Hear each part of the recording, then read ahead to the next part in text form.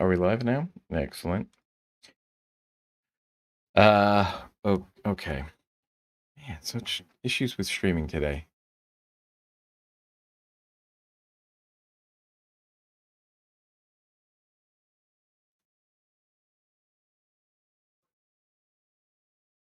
So that was live. The other one's dead. So then this one, delete that one. I don't know what happened there. Okay. Okay. I think we're good there then. Mouse. Hide my mouse pointer while typing. So I have some issues. Why does it do that? Like I'm hovering over something and it disappears. What the heck is that? Really? So what are the mouse properties going on here? Pointers. It's put a high pointer while typing. Is that what it is? No, that's not it. Wait, if I apply it first. No, that's not it. That's not it.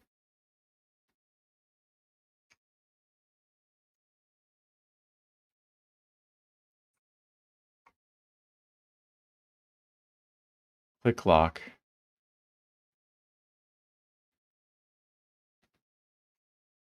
This is so odd.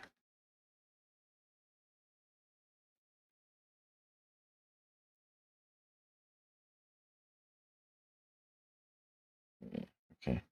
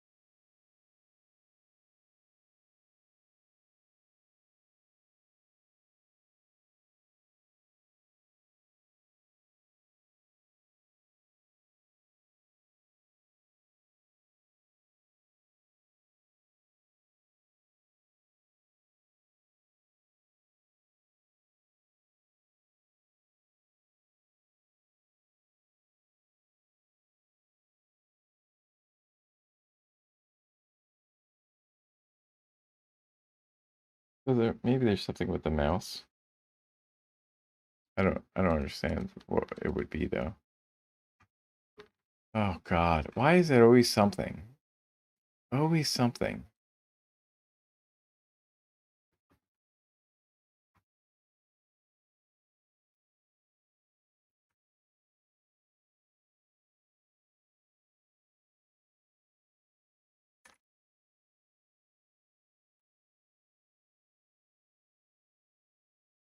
It's always something.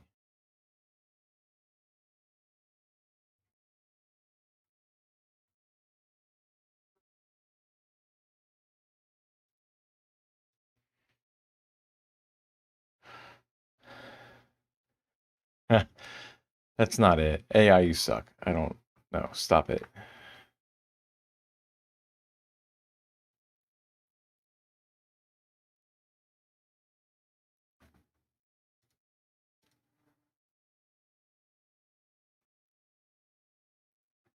I really don't know. Stop it. You suck.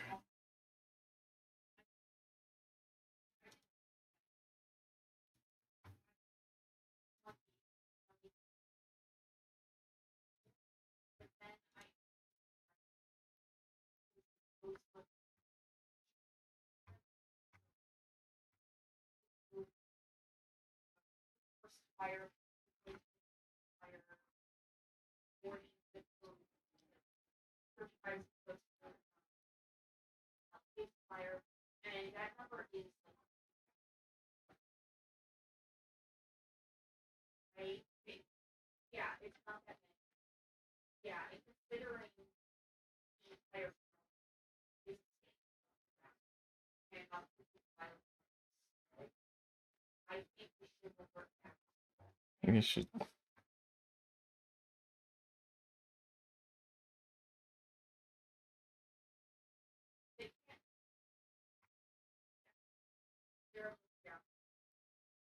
Oh. Oh, that's odd. Actually, I think I might have just found out what that is. And if so, I'm gonna OBS Studio. Um, what is the setting? Hide OBS windows from screen capture.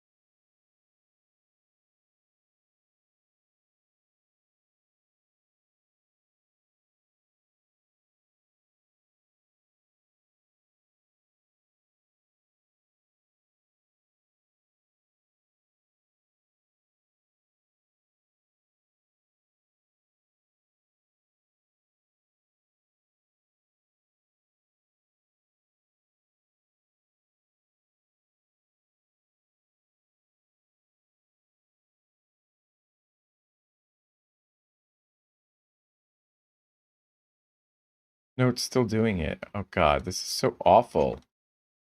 Why? Oh my gosh, this is so dumb.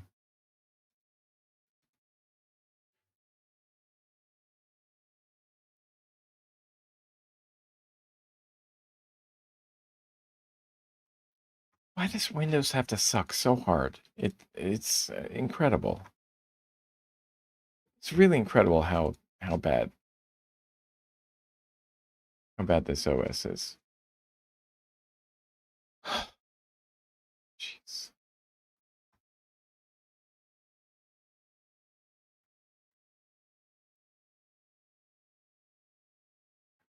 From the like file explorer issues to this problem, it just like it disappears. Oh, it's disappearing on my screen, but not on. Oh, that's so weird. It's disappearing on my screen, but not in the OBS thing. This is so dumb. Holy wow. Why? Why though?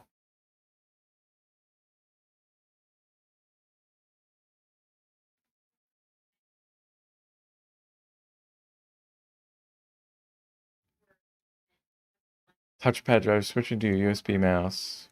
Reinstalling mouse drivers. None of them proved successful.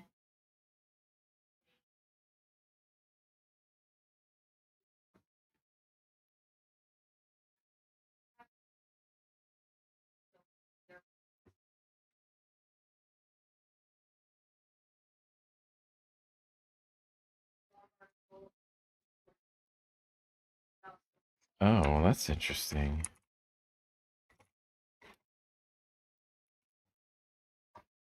Let's see. So we go to additional mouse settings. And it says if I go to the pointer options, what if you go to scheme? Oh, wait a minute. Maybe it's from this.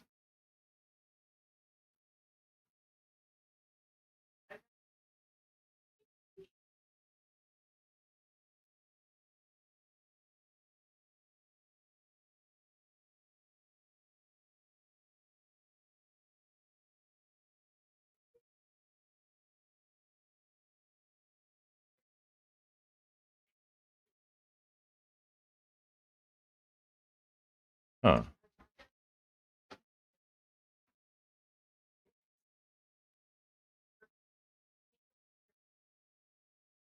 Maybe it's this. Maybe it's a theme issue or a scheme issue from here.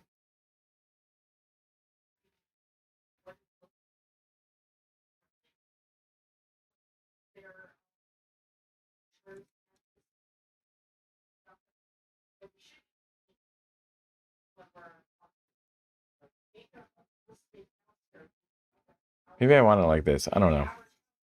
Pointer shadow.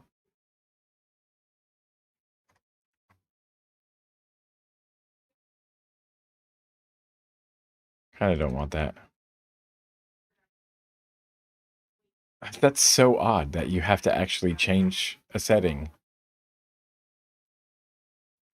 because they updated and now it's screwed. That is so weird and it's dumb.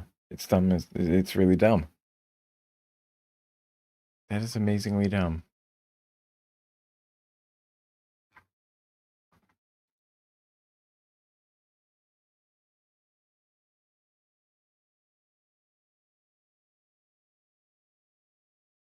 All right, now I can see it in Obsidian, which is fine. I don't know if I actually like that scheme though, honestly. Maybe I'll just go right back. I'm just like used to the other one. So we'll just go back to the default. Wait, it is kind of jittery though.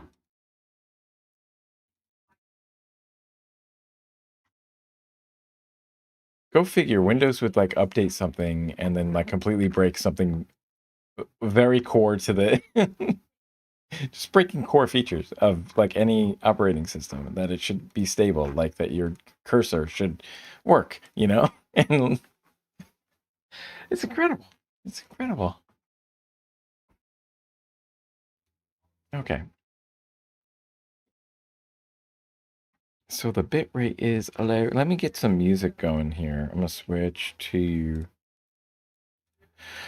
browser. Let me interact with this. I gotta get some like actual good music going on here though. Let me see if I can get something. Come to the interact. Excuse me.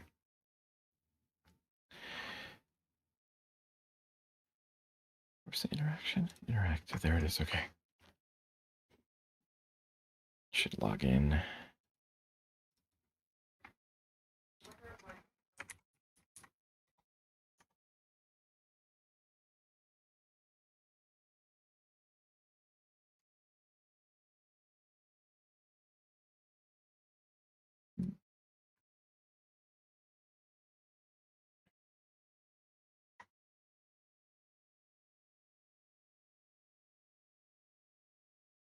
Okay. I can go here.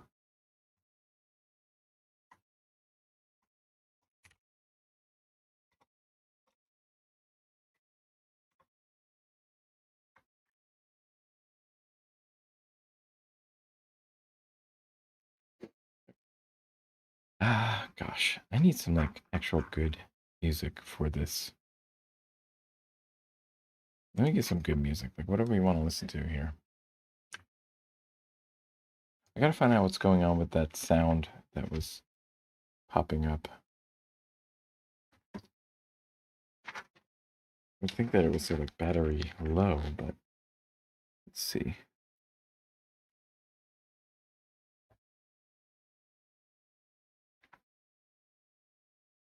Battery low. Okay, I'm gonna play this.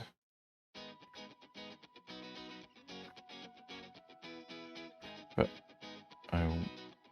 okay, I don't understand why it's not coming through my headphones, I don't think.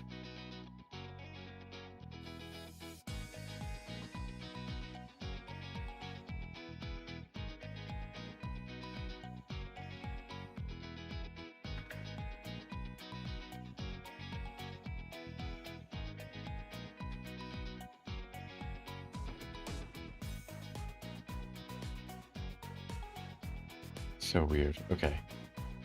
String keyer. That's on. Right, I'm gonna get. There we go. Make myself a little larger here. I need to change some things here for today.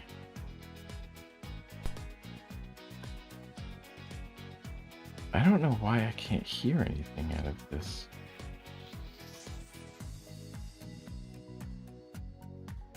Oh, there we go. Never mind. Okay. It is playing through there. Had it down so low. All right. I want to edit my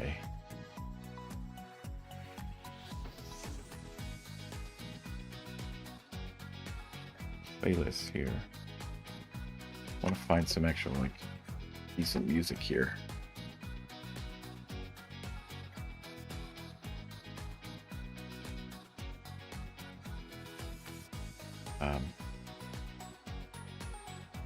What do we want to be?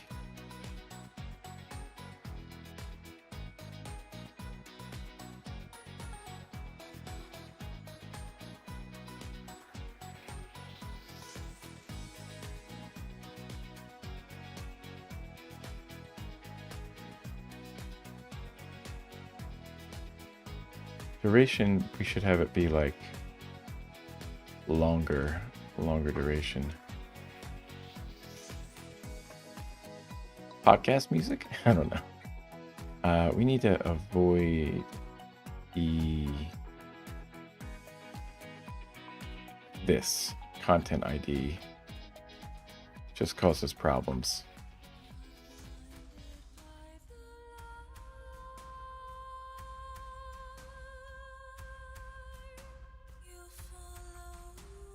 Up the lo-fi.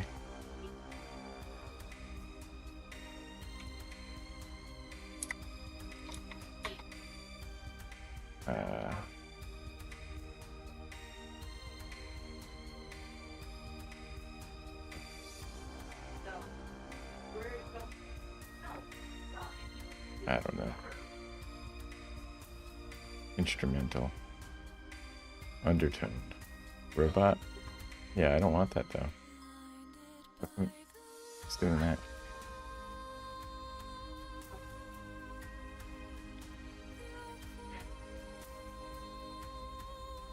Add to that one.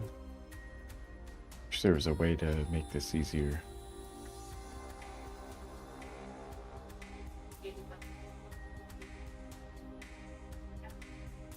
Need to have like a couple hours of music, so I don't have to worry about it throughout the day. Editor's choice, midnight worst. Okay, interesting. Can you like sort this by like number of downloads or something? Trending, latest. Let's do the latest. New tracks. No, wish there was a faster way to do this. True crime story.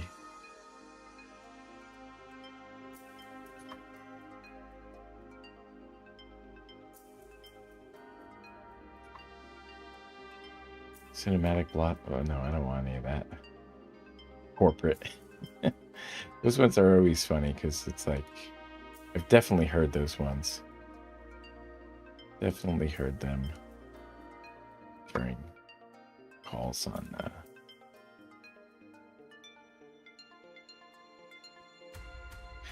seminars and whatnots, update meetings, and anything involving HR.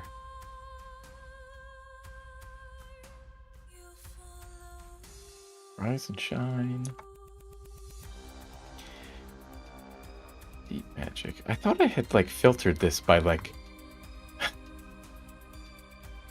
Did we not? I guess we didn't. Let's filter it by more. Yeah, we just want it to be something greater than 4 minutes. Get that that overall playlist length.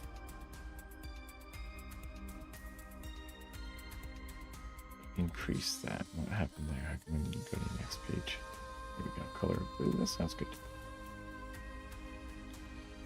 4 hours. 4 hours would probably be pretty good.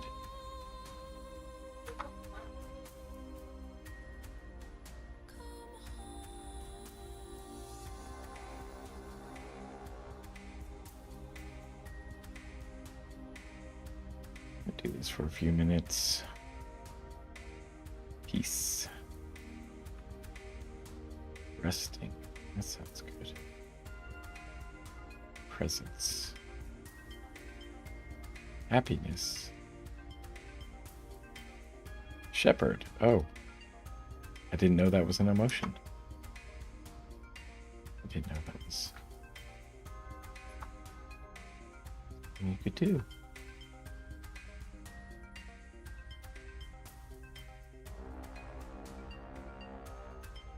Okay. German name here. Let's go with that. It's got to be good.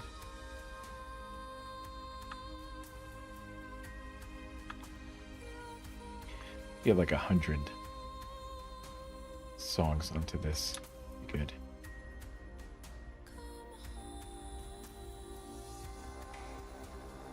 Bells of the Yule. A hip-hop restless remix. Okay, let's go with that. Watchful Eye. The 5 hours. Okay. Make it tingle. Here we go. Okay, so why is that? Okay, I see what happened.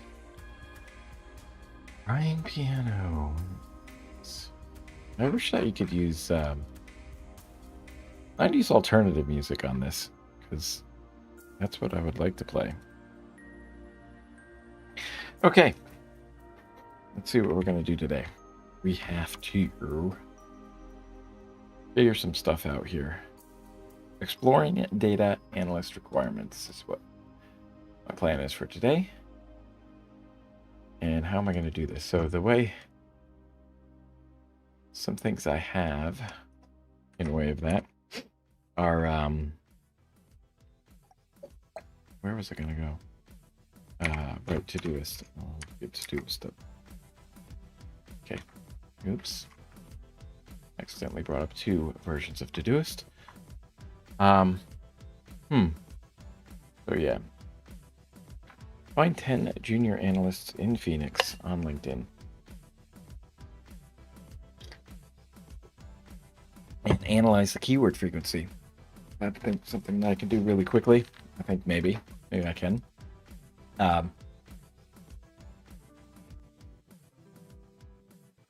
Yeah, I think all we need is like a document. Let's see.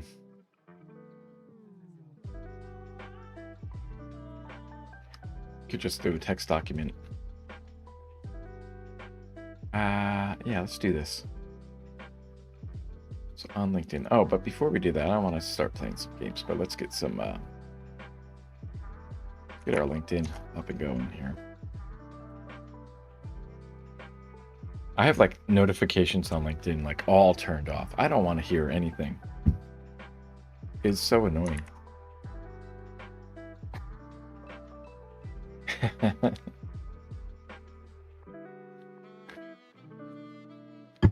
Let's see what David has to say here.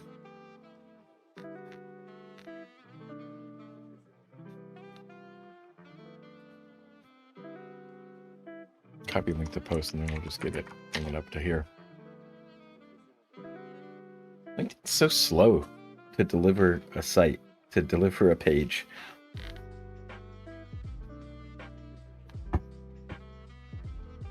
Making mention of UI drift in Conway's Law. I don't even know what that means. So UI drift is everywhere once you start looking for it. Successive features bar is that high. Lifetime. See if you can spot them anyways. Remember if you're suffering from yeah. Who's that guy?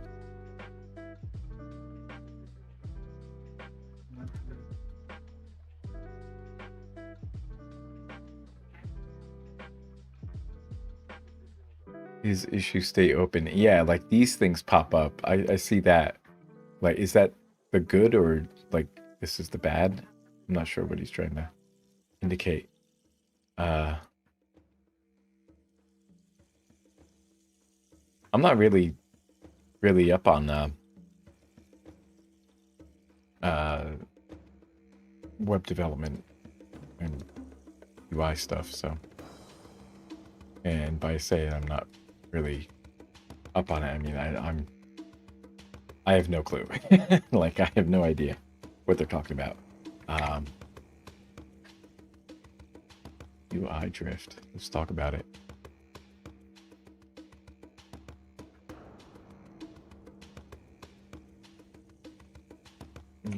Mention of Calme's law. Connection between a company's internal structure and the results it delivers to end users. Right. Okay.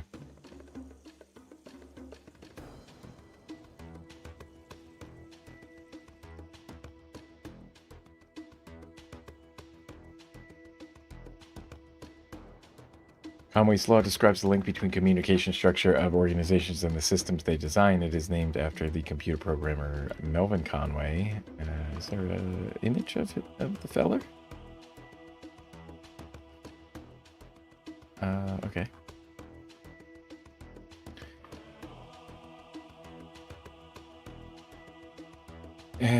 Introduced the idea in 1967. Original wording was organizations which design systems are constrained to produce designs which are copies of the communication structures of these organizations. Okay, I think I understand a bit about what they're trying to say here. It's that if you're designing a system, like nearly every single system that you design is going to look like the organization structure that you designed, you know? Or the communication structure.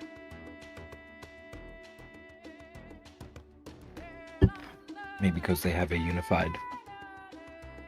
Or they just have one idea about what design should be.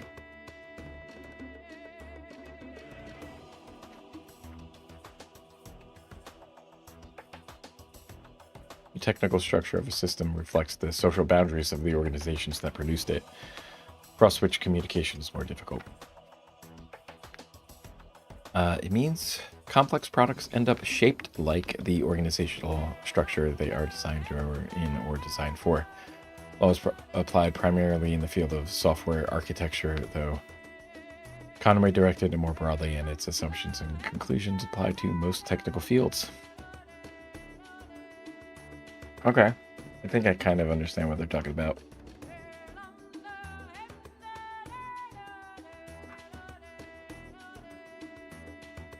There was a couple of images that inverse Conway maneuver. That sounds funny. All right, so this guy has an article on this, and he has a little diagram how the designers communicate in person. So they're disjointed from, or they're just across the country here. Constrains the design of the system, right? Right. That's always I had a bit of that experience at Lambda School during labs, where they'd have a data science, the track for data science, which was like a cohort of data science students, and then the track for web dev, which was, or also they had web dev and design kind of combined at some point. Those two were like different, but they came together in an experience, which Lambda School called Labs, and we had two separate repos on GitHub. And so basically the idea was for everybody, even the data science students, to download or clone the repos for both of those repositories and run the system on your own computer to make sure that it how it works and stuff, that it's working.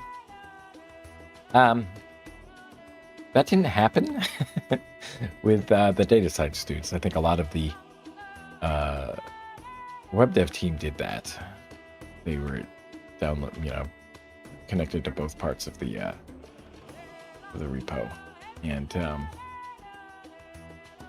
but they had separate separate repos which kind of still partitioned off both teams, so it's very hard to communicate, which then meant that like the work that the data science students were doing was completely disjointed from the work that the web dev team was doing, and nary the tween will meet, right? It's like even trying to connect up some things was a challenge. I tried to do some of that, but it was really not a great solution, and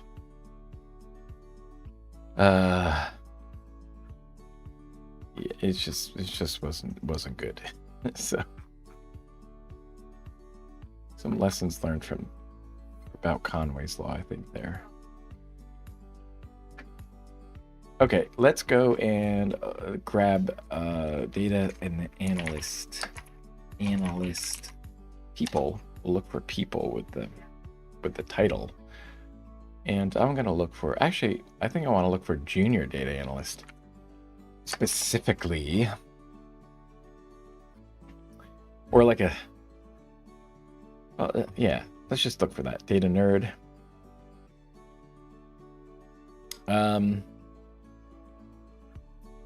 Freeport McMoran. Oh, they're the wait, don't they do like military shit?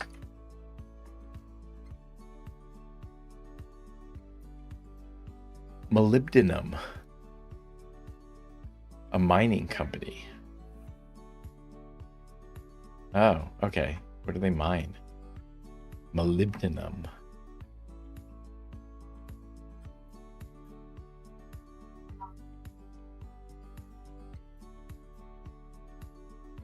We're going to add that to our document of companies I don't want to work for. Let's do a, we'll do some, I don't know what tags I want to put in, but I feel like I need to add metadata to everything. And we'll just say like related to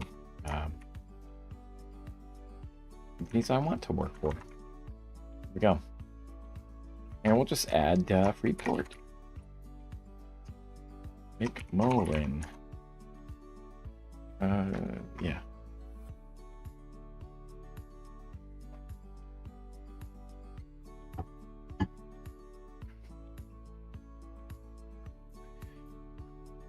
Analyst student.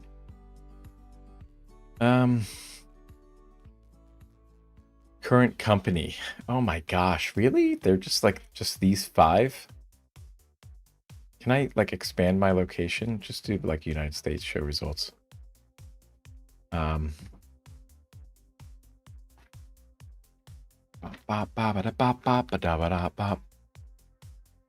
FC associated at Amazon. I guess like we could like try to see what do we do. I was interested in Honeywell, so I'm gonna actually look at this fella. Data analyst, human resource assistant.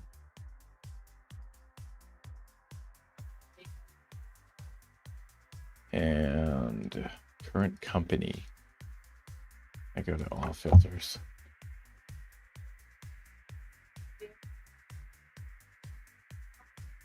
Why is this so limited? I guess maybe I have to keep my eyes open for a consulting thing. Even though I don't want to do that. It's not my idea of a good time. Software development, maybe? Operations? Business analytics, consulting. Go with like operations, yeah, and then like consulting. I think those ones are, I just don't like business analytics. I don't want to really pigeonhole from there. Oh, you know what? Let me get the, I realized that I have to reload the, like refresh the browser. Oh, how do I do that on here actually? refresh cache of current page and then reload, and then it should we interact. There we go. Okay, and then I could shuffle again. We have 95 tracks royalty free.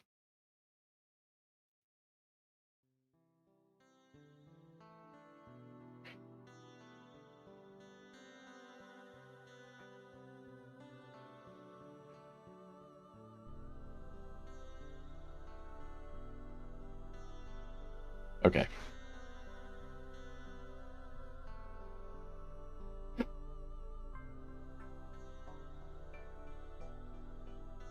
My mind is a chaos. My mind's just chaos. That's what's going on there? And then I deliberately said no business analyst, and then it comes up with business analyst. Like seriously, what? Great job, search. Really good. Risk analyst and predictive modeling. That's an interesting one. Open up. Analytics.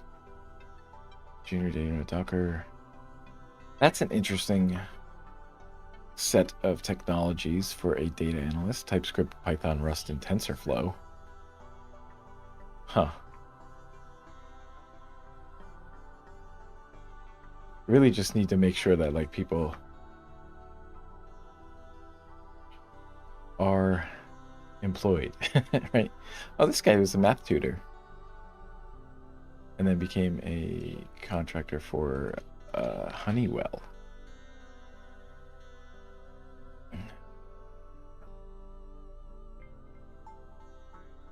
VBA, project management, business data analytics. Okay. Okay.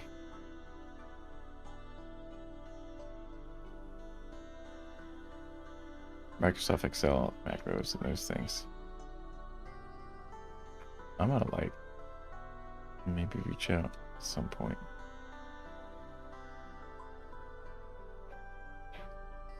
That is quite a strange collection of technologies. Oh no, it said crypto though.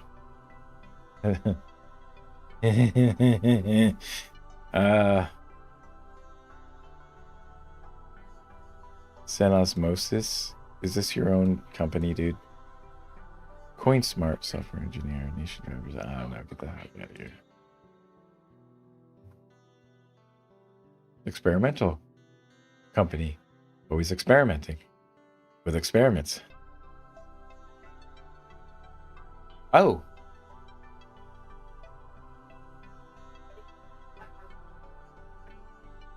Okay. Oh. Wow.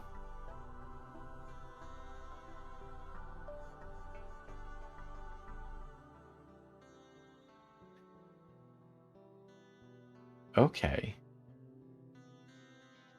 I don't know if that's a company.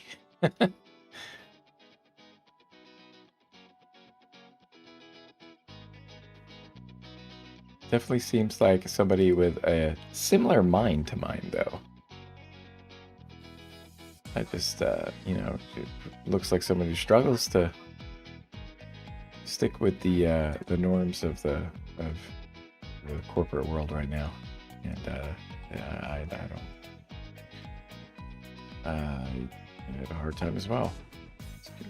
So Baltimore, Maryland. I bet this guy works for the government. Let's see, Joseph Hart, Omni Solutions, and Baltimore, Maryland.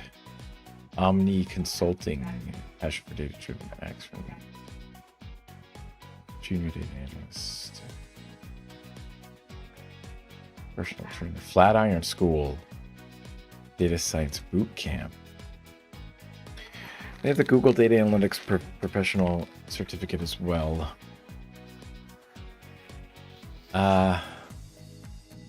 The main problem I really have is like categorizing my experiences. So, all right, so I need to be a little bit more, what do you call it? Really, I'm hoping to find somebody that like lists their experiences. But this is not there. I think.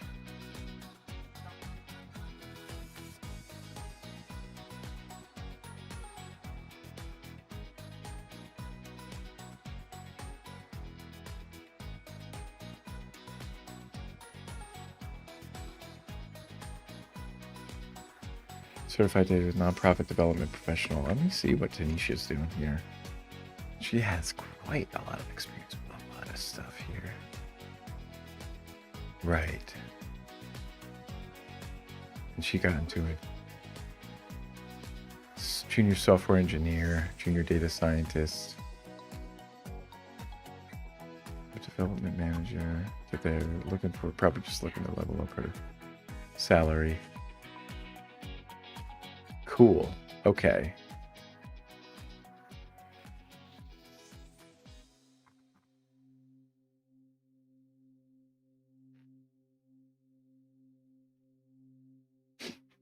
Let's try to figure out some stuff. Optomy. That was okay. It's hard to like. I don't know. Data analyst Hashika looking for work, but was at Meta. So I'm guessing. Is that still? And then University of North Texas. I think that's like near like Plano or something.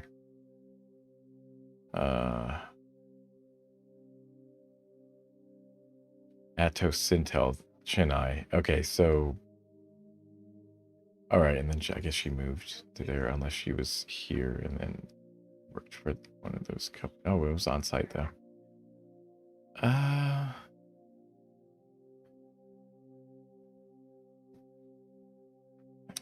gosh. Is there like any route to becoming a data scientist that doesn't involve you going through like one of those finance places, one of the business analytics or something like that? That's what really turns me off. Like, I don't want to just be making profit for shareholders. I want to do something and provide something that's good, you know? It's good for society.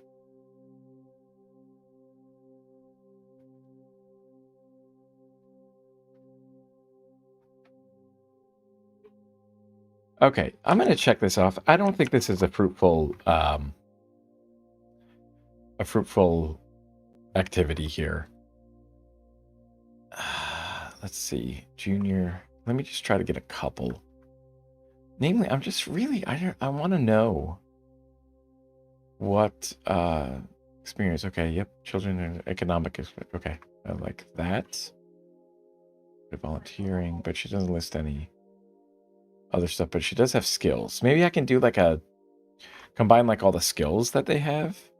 So course era data analysis, that's interesting. Visualization, GRM plus. So, oh wait, this isn't just that is not just a single course. That is a specialization, I believe. That would take months to complete. Let's see.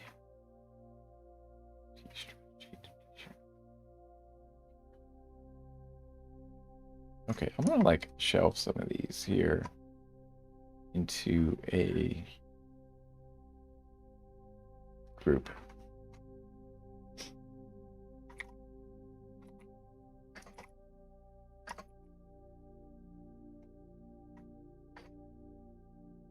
Let's put it as like that there. Let's put them right over here. And let's see. Okay, I don't think this is going to be a fruitful activity, except maybe...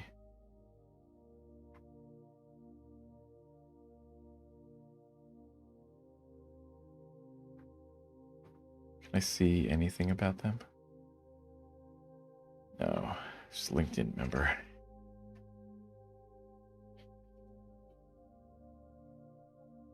Michael, I know Michael. Okay, so I don't know why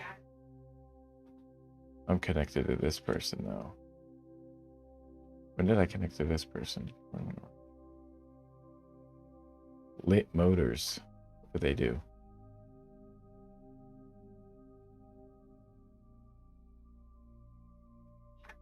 Oh, she actually listed like some things about what she did, which is nice.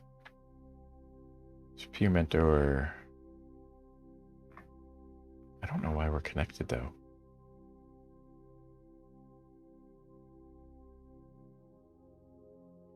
Oh, we're not connected? Yeah, I'm just able to message her. Okay. Okay, interesting. This is definitely a great writing here. Providing some great insight here. So thank you, Akshata, for listening to your experience. Hopefully this will help me. So you coordinated weekly social media posts based on audience engagement metrics. So what exactly does that mean, coordinating? And conduct meetings to ensure product alignment. Social media stuff, I might be like able to get in there.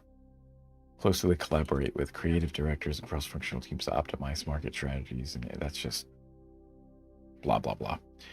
Leveraging insights to contribute to the development of data marketing. Okay, but yeah, these are very vague. They're not very pointed here. Engaging in daily reporting, daily data collection. Okay, so reporting, data collection, those are key skills, right? Those are or key responsibilities, right? Maybe I want to highlight. So didn't I have like a data analyst experiences? What kind of thing do I want to put here? Maybe just a new note. The new note of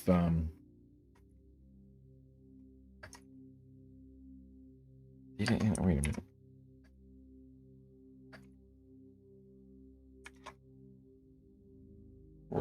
Roles, data roles. 3 key data roles. Explore data roles, data roles. So I am just like, I need to just focus on one thing. And that's been my trouble coming into this. No. Getting started on Monday, like I was just too much going on, too much happening there with what I want to do. So I have to keep in mind that the mission here is in fact to get hired as soon as possible. And so what that means for me is I just need to do something. I just need to do something. Just need to do one project that looks like shows that I can do a lot of different stuff. So what are those things that I want to highlight? That's basically, so project idea. So project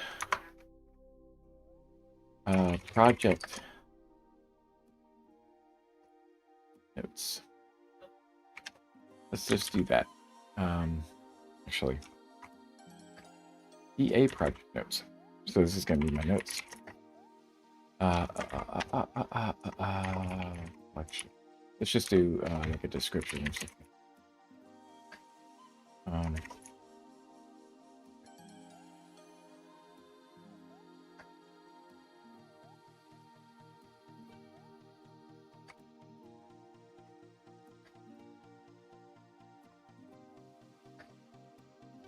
So here's what I want to do. I want to collect a bunch of ideas about what I need to highlight. So in this one section, I need to say something like,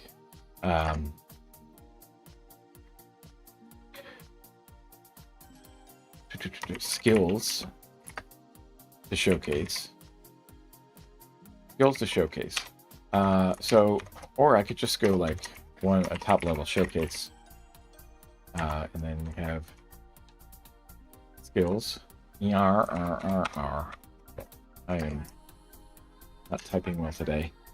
Skills, right? And then so inside of skills, and then we have like responsibilities or something. Showcase responsibilities or like techniques or something, you know. Showcase certain responsibilities. And one of those should be reporting, right? Need to showcase reporting. So what that's going to be is that's going to be something with a either a dashboard or documents. Let's see, we could do dashboard. We could do documents like Excel, PDF files, or Word documents, you know. People like working with Word still. And on that note, I was looking into like LibreOffice as a way for me to like create Word-ish documents. You know, I'm not going to have all the features that Word has, but I probably don't need that. All I need is to create a document and export it as a Word document. I believe you're able to do that with LibreOffice. And which one is the not draw, impress? What is impress? Oh gosh, what is that? Math base. Oh, database. They have a database thing similar to Access. Impress. What is that? What does that do? What's LibreOffice Impress? Let's see. Oh, this is their... Right. This is their spreadsheet, or their presentation, their slideshow, similar to PowerPoint. And so that's interesting. PowerPoint, though, here's the thing. PowerPoint is very powerful, and they have one of the best ways, like for simple spreadsheets, this is going to be great. But if I want to do anything fancy with like transitions and animations and stuff, PowerPoint is killer with that. And I just like follow some people on YouTube and like just watch like some of their shorts of them like showing a brief like tutorial on how to achieve certain effects, and like it'll blow your mind what like kind of cool stuff you could do with just a simple thing. And I think it's like the morph transition in PowerPoint. Just amazing results that you get from that. Okay, so back to my project notes. I got reporting, I got dashboard, I got documents. What else do I want to do here? Visualizing complex data. So visualization, right? Reporting. I think part of reporting is also visualization. I could be wrong. I think that that's something that you put in line with the reporting aspect. This is where you're reporting your results. And one way to communicate your results is through visualizations. So that's that. Okay.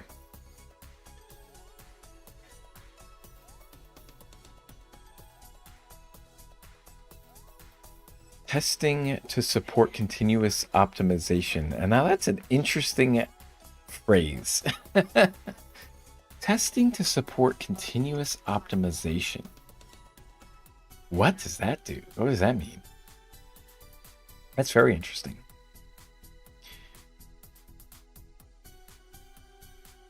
Market data analytics, market research, data viz, and strategic projections, daily reporting. Data for optimization and testing.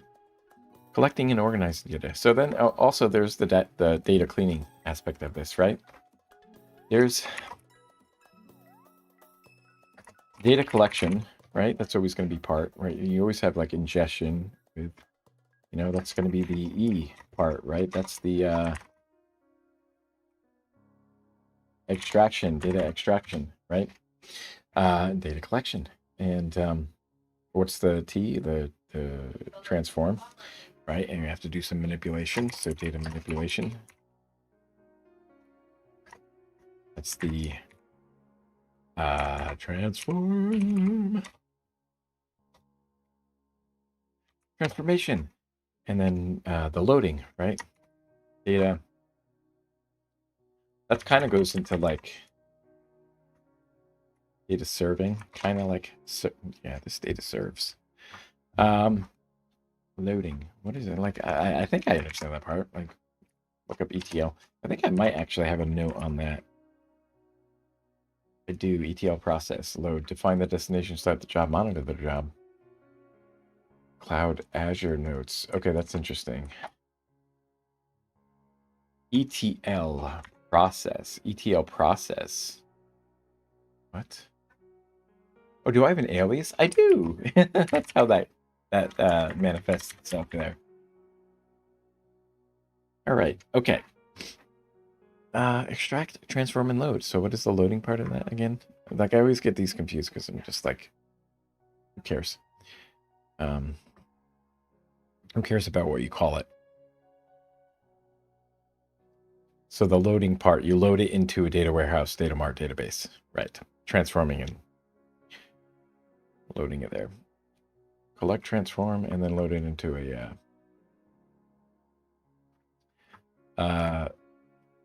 well, what do they want to call that? Data munching, the process of transforming and mapping data from one raw data form into another format, right? Yeah. That's what I've been doing with Puzz files for the Clue database that I have for crosswords. Is a bit of data munching, taking Puzz files and converting them into a database file. Namely, it's kind of similar to like just a CSV file, just extracting the relevant properties that are in the puzzle, and assigning them to variables or assigning them to fields in the database. And let's see, requires data cleansing. Doing that. All right, we're gonna have to take a break in a minute. We've been going for almost an hour, and it's about time where that coffee is really hitting, and time to go off camera, do some of the LinkedIn games. I think that's what I like to do.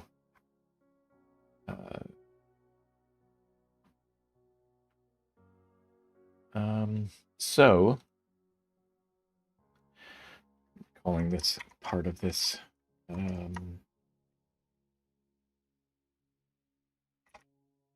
Loading, extraction, extracting,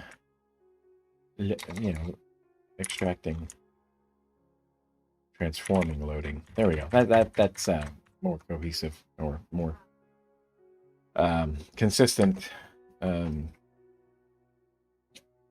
form of the words, I guess. Word forms. Right, so those are some key ideas there. So cross-functional teams to optimize.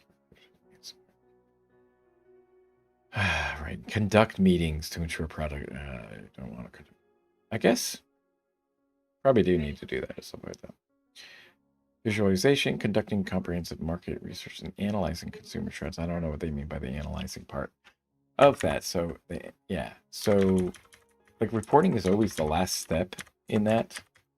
I wonder if I can move that. Can I like? Yeah. 2, 3, 4, 5. That's funny, but there we go. I don't know why like it keeps these numbers in there. It might as well just be 1, 1, 1, 1, 1, 1, 1, because by the time it comes to showing it, you know, changes the number anyway. If you move it around, it doesn't re-index, doesn't change the numbering of the list items. Okay. Okay, so we got a couple of things going on here. I'm gonna take a break and come back and continue this, trying to find some responsibilities, trying to find the skills that are needed for getting a job as a data analyst. So before I do that, I need to change my ticker here because that's what we're doing. We're doing something a little different here today.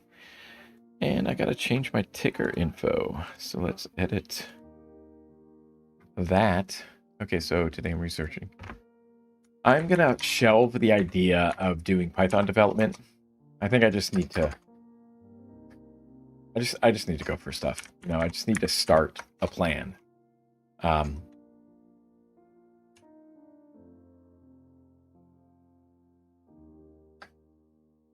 Needed to get a job in data.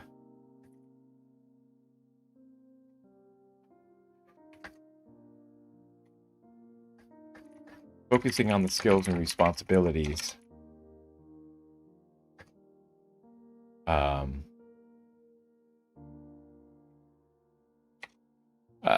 Possessed and performed, you know? The skills possessed and responsibilities performed by data analysts. And advice and questions always welcome.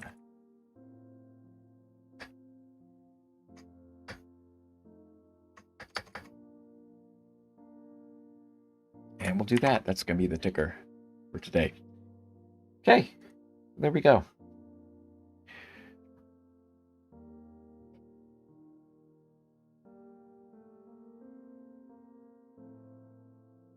So we'll be back in a minute. I think is good. Good start for the day. Okay, be right back then. Do I have a... There we go. See ya.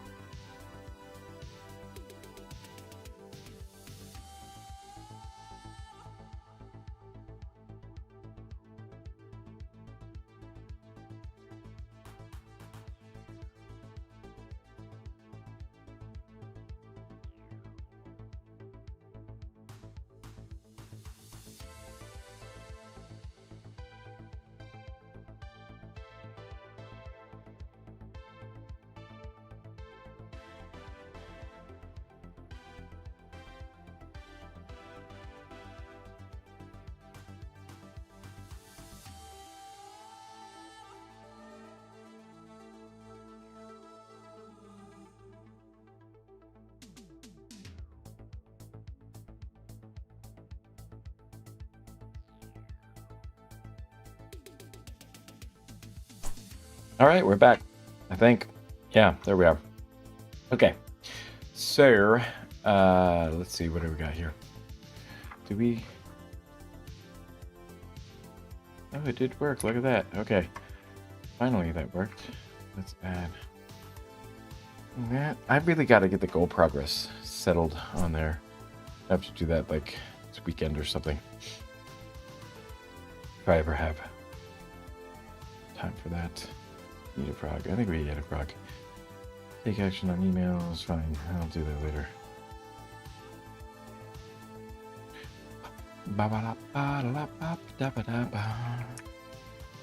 Oops. Actually, let me go back to that. Delete that. I really wish that it would just delete those ones. I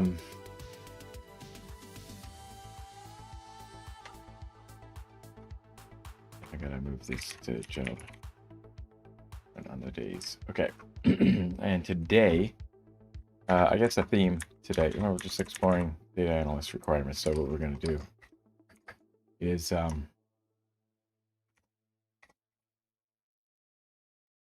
the requirements. It's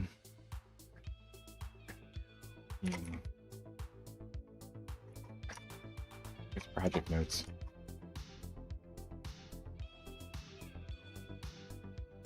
Oh, we should get the YouTube URL for this as well. Let's get that.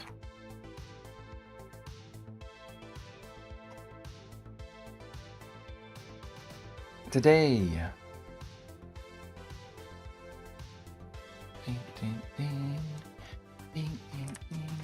Where did that inside shoot? This could be day 3. Okay. Let's see what we're doing here. Okay, so I left off by getting some information about responsibilities, data collection, data manipulation, data something, loading into databases, right? Data serving, basically.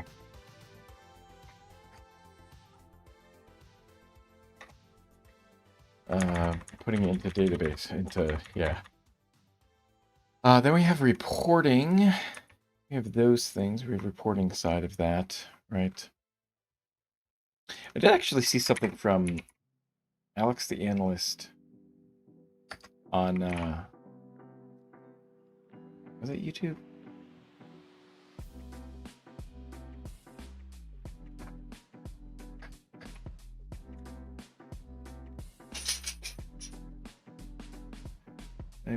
Do I have the bell rung? I do have that rung. I don't know if he's put out much YouTube content in recent days. Data fundamentals for beginners, big tech. Yeah, okay. Love his show, even though I don't really watch it. He seems like a nice guy. Seems like a good guy.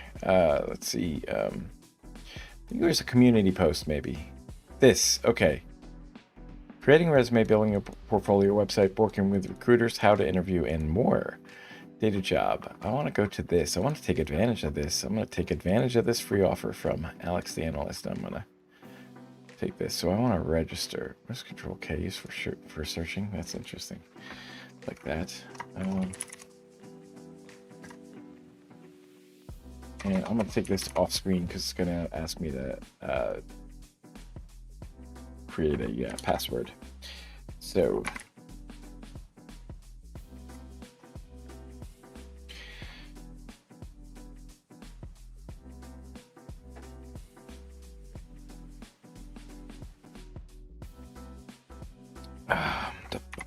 data career, maybe career stuff. Okay,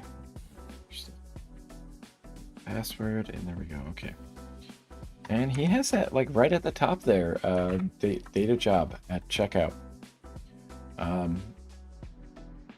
Yeah, okay, so what do we want to do here? We already have that. We just want to log in now. There we go. Oh, it's not verified. Okay, hang on. I don't know if I can get rid of that from history.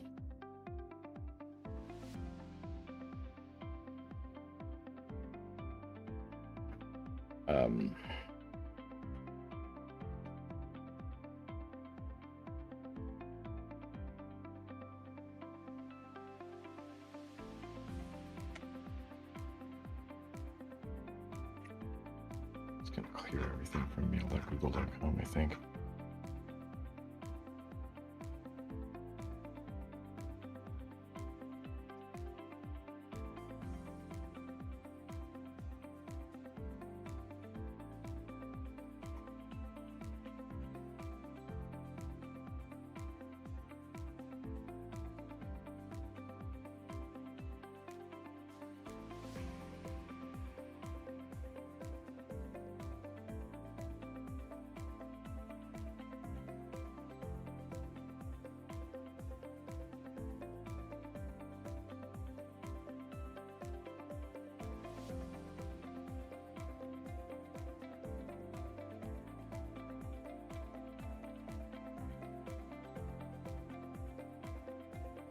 What is this like? I really hate this.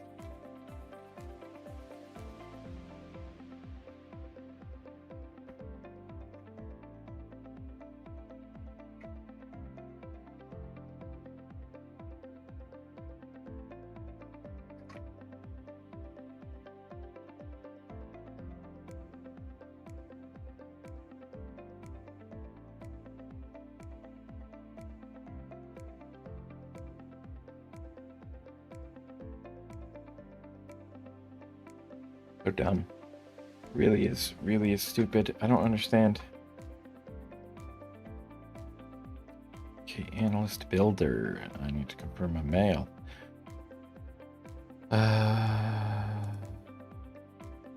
Confirm. And now it's done. Okay, and I'm a potato. Looks like I'm a potato. Okay. That works for me, being a potato. Spuds.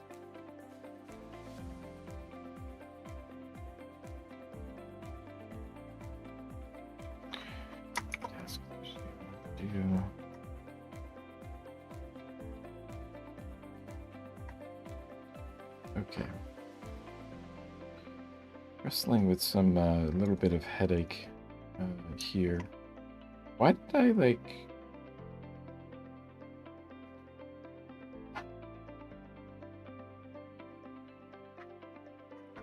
Oh, there goes the patient.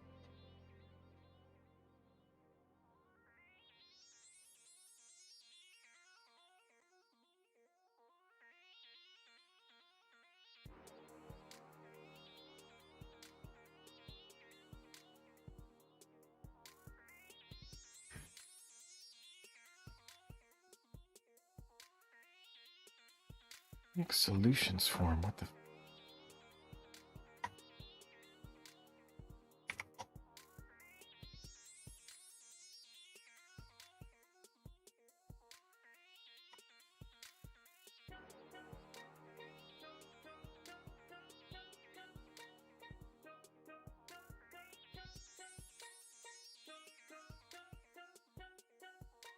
Doing MySQL. Get some whatchamacallit going on.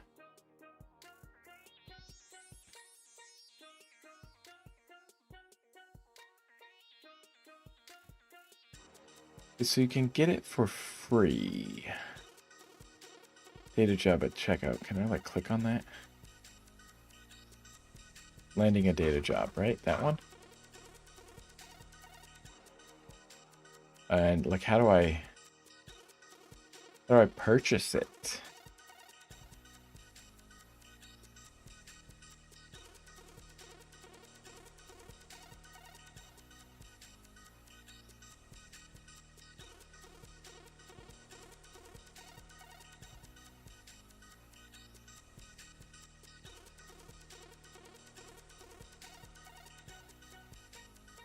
That's weird. I don't really understand.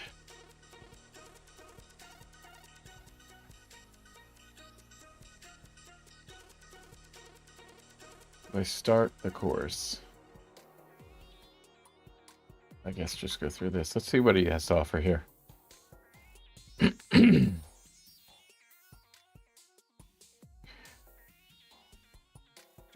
well as talk a little bit about the course. My name is Alex Freeberg, better known as is Alex the Analyst on YouTube, and I'm going to be your instructor for this course. Now, back when I was an analytics manager, I hired a lot of people, and so I interviewed a lot of people. I saw a lot of good resumes, and I saw a lot of bad resumes, as well as good candidates and bad candidates. Before that, I was also on a hiring team where I conducted a lot of technical interviews. And so I have a lot of experience on the actual hiring side, and I know what employers are really looking for. Not only that, when I started trying to become a data analyst back in 2017, I had to really work through a lot of things and figure things out as I went. I was making a lot of mistakes on my resume, cool. I was making mistakes in interviews, and so what Dark I'm going to mode. be doing in this course is making sure that you don't make these same mistakes that Nice. I made a long time ago. In this course, we're going to be covering a ton of things intended to help you land a job as quickly as possible. We're going to be taking a look at resumes, projects, portfolio websites, working with recruiters, and a ton more. If you do every single thing that I show you in this course, you're going to have a much better chance of landing a job. So I am super excited to get started on this with you because I know that this is going to be really, really helpful. Okay, yeah.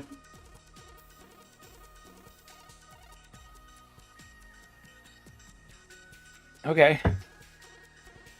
I guess I'll join this Discord. The other thing I am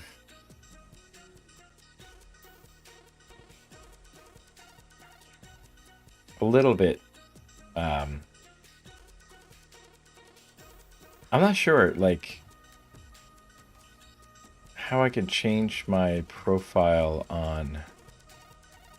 Have I tried Analyst Builder yet? I mean, I'm on the website now. How else would I be? He should be on Blue Sky as well, I think. I thought I might have. No, he's not? Come on, Alex. Come to the good side. Twitter's the dark side.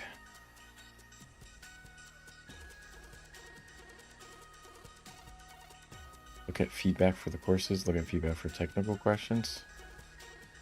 Learn more about Analyst Builder. Really look for feedback for technical questions, I guess, you know. Kevin DXP. Okay, so that is me.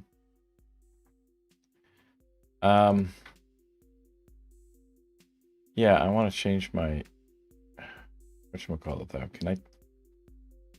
I can manage accounts. I can put up my other one. Well, that's weird. Okay, so gosh.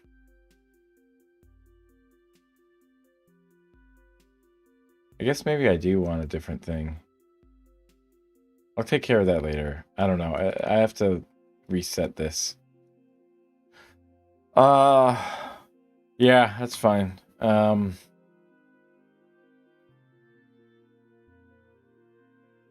right, so this is the courses, and then currently based on learning search, I'm not sure may home backend applications.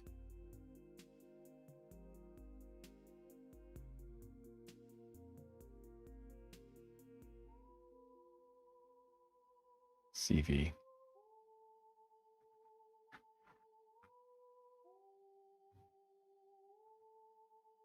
Okay.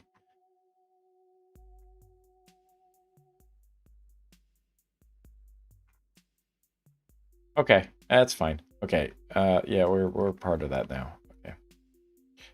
Mark it as complete and LinkedIn Analyst Builder. You have a company page. Follow Andrew C. Other connections.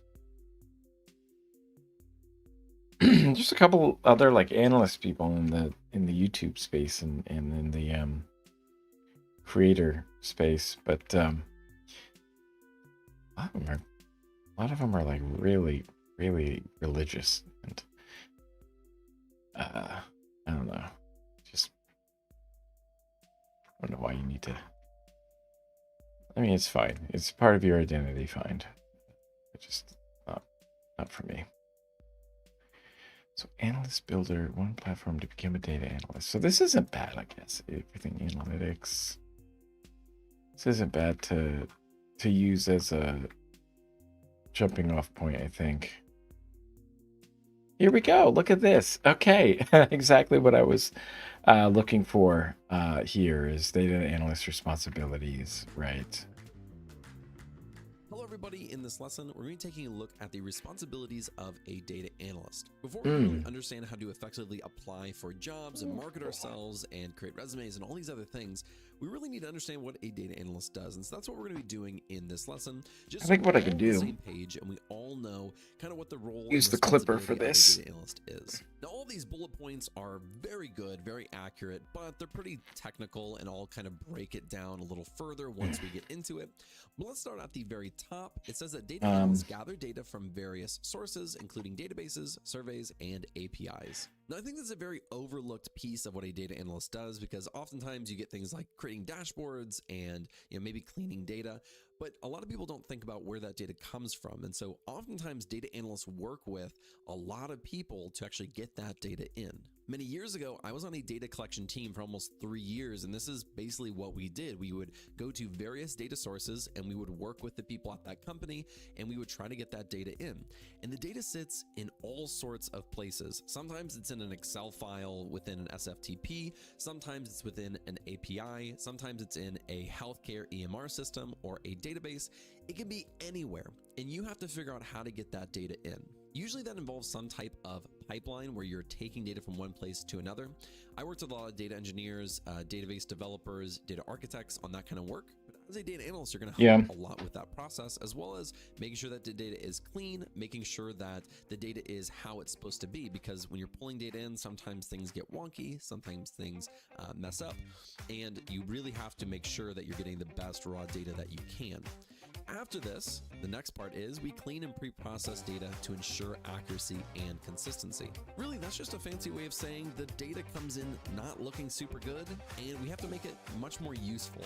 And it doesn't actually mean that the raw data is necessarily bad, but let's say you're going to be using that upstream, which means you have the raw data and in the future process, you're going to be using it for something. Well, depending on what you're using it for, you may need to shape it or change it to fit that use case. So if you're using it in a dashboard, if you're using it in a product, those will be different things that you'll need to clean and process in order to get it to look that way. And so that's a big part of what data analysts do, cleaning data, making sure that the data is good. The next thing is performing exploratory data analysis to identify trends, patterns, and insights. Now, this is a completely different process to the first two, where you're gathering data, you're cleaning the data. Now we're actually diving in and we're trying to find trends and patterns and insights. Usually you have some idea of what you're looking for when you're doing this type of exploratory data analysis. You at least kind of know what you should be looking for, what kind of should be the outcomes, although you may be surprised sometimes. But I'll give you an example. Back when I worked in healthcare, we were doing a lot of work with cancer data. So we would work with hospitals who were doing research on cancer drugs and all these different things, and we were looking at mortality rates of patients with all these new drugs that they were producing to try to fight off cancer. And so we knew exactly what we were supposed to be looking for. We knew the time ranges, we knew the exact medicines that we were supposed to be looking for, the patients that we were looking for. What we were looking for was efficacy of the drugs. How well were these drugs actually working is kind of what we were trying to explore, but we knew a lot of the other kind of parameters and data that we were supposed to be using. And so you're not always going in blind. This isn't something that you just like, oh, I have no idea what this data does. Usually within the company, they're going to say, hey, here's all this data. This is what we're trying to look for and search for. Go look into this. So you're not always going in blind, maybe like you would with some type of personal project. In the real world, you usually have a lot better idea of what you're supposed to be doing. Next thing we have is developing reports and dashboards to communicate insights to stakeholders and support decision making. Now, I think this is the one that most people think of when they think data analysts, creating dashboards and reports. And honestly, in my career, I've done this probably less than 15% of my job, although I've known other data analysts or other analysts that did this as 75% of the job. So it really depends on the type of company you work for, the type of job that you specifically were hired for, and if you're working at a big company versus a small company, it all depends. Now, creating reports and dashboards are two separate things. A dashboard is where you'll have charts and graphs and maybe even some subsection of the data to look at. This will be something that you create either for your team or for another team or even for a client or stakeholder. This is something that you'll set up and you'll connect it to a data source. You'll create all these visualizations. And then they can go and look at this dashboard and see certain KPIs, which are key performance indicators, or certain things that they're wanting to track. And they'll always have that on hand. So they can just go to this dashboard and say, oh, okay, we're doing well this week on this data point, or we're doing well on this KPI, or whatever it is that the dashboard holds. When I was a manager of analytics, I was over the whole IT department. And what we did is we worked with all these different teams to create dashboards for them that were really important metrics that they were trying to track, they were trying to improve upon within the IT department. And so oftentimes we would create this dashboard, but then they wanted something a little bit different, or they wanted to track something differently, or the data didn't look right. And so dashboards really aren't static, even though, there's kind of this promise that if you create a dashboard, you don't have to worry about it anymore. But I found that oftentimes you have to go back and you have to revise these things. You have to update them and continually improve them. And some dashboards don't get used. And so sometimes you have to get rid of dashboards, and sometimes teams need new dashboards. And so it kind of all depends on the ebb and flow of the team you're working with and who's using these dashboards. Reports are a little bit different, and reports actually vary quite widely depending on the company. Some companies actually call dashboards reports. Believe it or not, it was really weird when I encountered this. I was like, that's not a report, guys. That's a dashboard. But they fought me on it. That's what they called it internally. But a dashboard to me primarily means some output of data. It could have some type of insights or visualizations like a dashboard, but you're also going to be sending that data as well. So for example, back when I was working with a lot of hospitals, we would send weekly reports of their data. And so what we do is we take all this data in a SQL database, we join it, we combine it, we clean it, we do all this stuff, and we put it into a view from all these different tables. And so one single view, and then we would output it as a CSV file. Well, with that CSV file, we also included some of our findings saying, hey, here's what we've seen in the data. We would send it to them for their analyst and their team to also look into and verify and make sure that's right, because the data that we were working with was very sensitive, very, very specific. So we didn't want just one eyes looking at it. We wanted to send our report so that they could then verify it as well. All of these things are very important in the decision-making of a team. They need to know certain metrics and certain data points and how these things that they're trying to track are actually going in order to move forward with their work. If their dashboard is showing that whatever metric they're tracking is doing terribly, they need to take action on that. And they need to say, okay, we're really failing in this area. How can we actually get better at this? Because it's causing a lot of issues down the line. And so these things really do make a big difference. The next two things are somewhat similar, but a little bit different. The first one is work with cross-functional teams, including business, IT, and management, to understand data needs and objectives. The next one says communicate complex data. Right. So how do I results to non? How am I going to do that? That's my big question here. So that's a big question that I have arising from here. So let's get from here. And so from here, I think we want to have like questions, big questions, you know? How am I going to gain experience with, or how am I going to showcase experience with cross-functional teams for for this project, for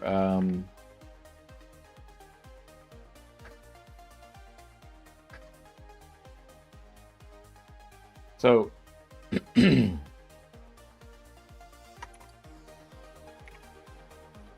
experience from Lambda School, where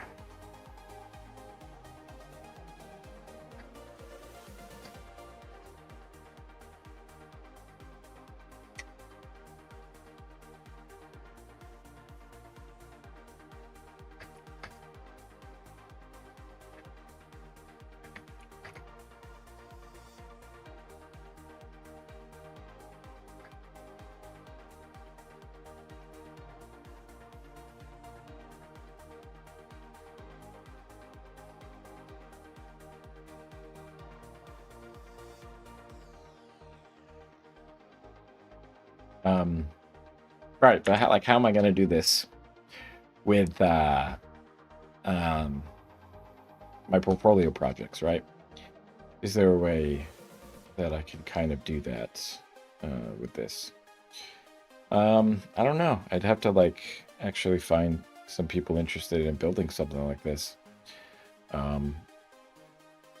Something that I could contribute analytics to. Okay, communicate complex data concepts and that realize. Okay, let's go back to the video.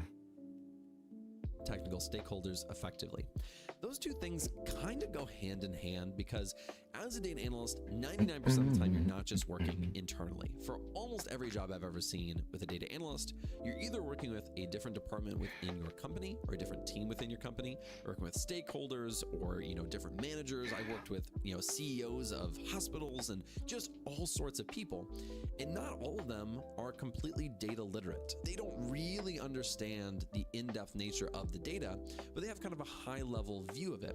And so you need to be able to communicate effectively what you're actually seeing on your side in a way that they're actually going to understand.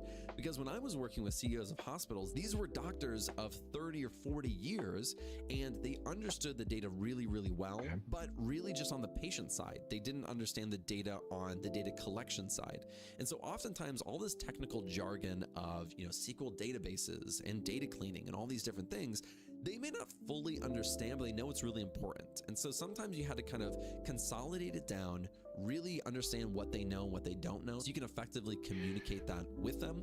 And with that, you're going to be communicating with a lot of different teams. If you're working with IT, they're going to understand a lot more than maybe a management team does or a business team does about the data. So you have to know your audience and communicate that stuff effectively. And so that is, in a nutshell, almost all the responsibilities a data analyst may have.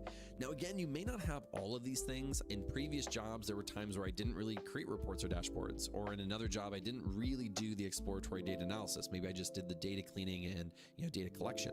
And so you probably aren't going to get all of these in one role, but you'll most likely get 1, 2, or maybe even 3 in one role. So that kind of sets our foundation for the next several lessons going forward in this module.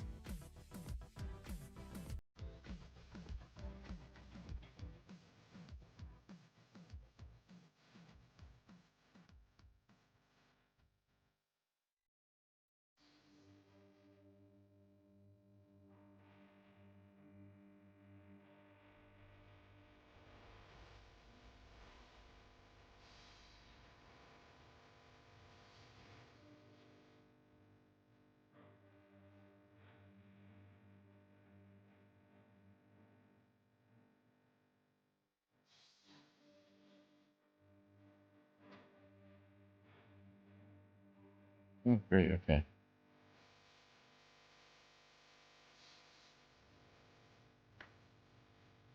Cool.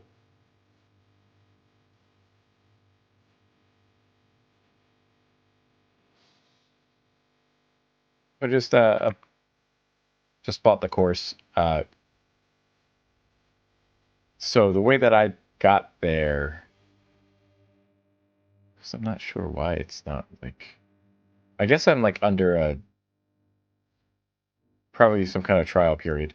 But let's see, because I just went to like purchases and then under purchase, or actually no, where do I go? Home, and if you go to export courses, wait, I don't know. I don't know where it was. I think it went under pricing. Yeah, under pricing, you can go to courses, and then you can just select the um, landing a data job. Then you can like buy for 14. It says I already purchased it, but then it goes to then you enter the promotion code for a data job. It'll be like on the left side. Um, so yeah, so okay, so it's mine, or it's not mine, but thanks, Alex. This is great. Really, exactly what I needed at this time, and so I think maybe I should just come through this, and start understanding what's going on here. And actually, I think I'm going to take a break for lunch and come back and we're going to look at this. We're going to do proficiency in data analyst tools and these things. I'm just going to be fleshing out this document that I have on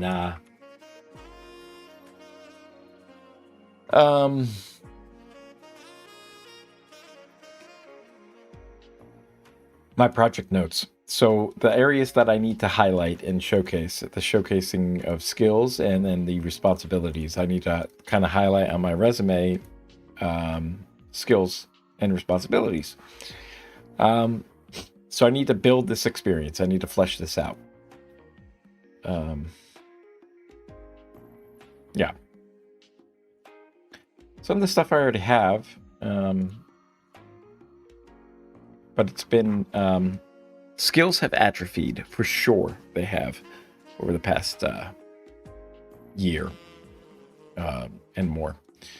Skills even atrophied while I was at Cognizant, honestly, because like it was a lot of theoretical stuff that I was doing with the courses. I wasn't really doing like hands-on stuff,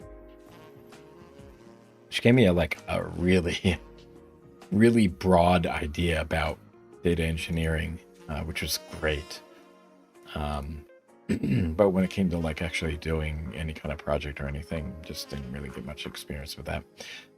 So that's why I'm a little dejected at that experience, and really want to get my heart going, my heart into this again. And that's the main goal, I think, is just get my heart into this. If I get my heart into building a project, it's gonna turn out great, and I'm gonna have something to really talk about. So, I don't know if my microphone settings are correct. I have this. It does look like it. Yeah. Okay. I think I have. I think I want to adjust some things with my microphone filters. I think it's the post gain. I think I need more gain on the microphone in the post. Is that right? Let's see. Maybe that's a little better. I mean, we're just going up a couple dB, maybe a couple more. I don't know why it's cut so bad. We should be in the right range. Oh, that's too hot. Okay, well, as long as we don't go too much, I don't know. Maybe it's just because I'm like speaking from back here. I guess I can do like a 5 dB boost. Maybe 4 dB? 4 dB boost? I don't know, man. The limiter threshold is at negative 3.5. Yeah, so I have to bring the gain back up from there, right? So that should be okay. I think maybe I want to narrow my vocal range here with the compression. Yeah, you can't see that. I don't have that set up.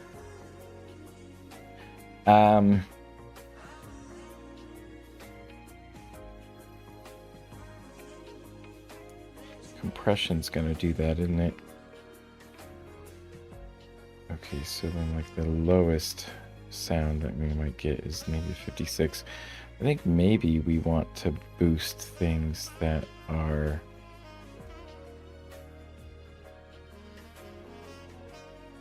I don't remember how to do this.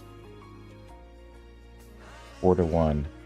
Right, so anything underneath. Wait, how does expansion work again? Anything above 56 is going to be boosted? Or anything below 56 is going to be boosted?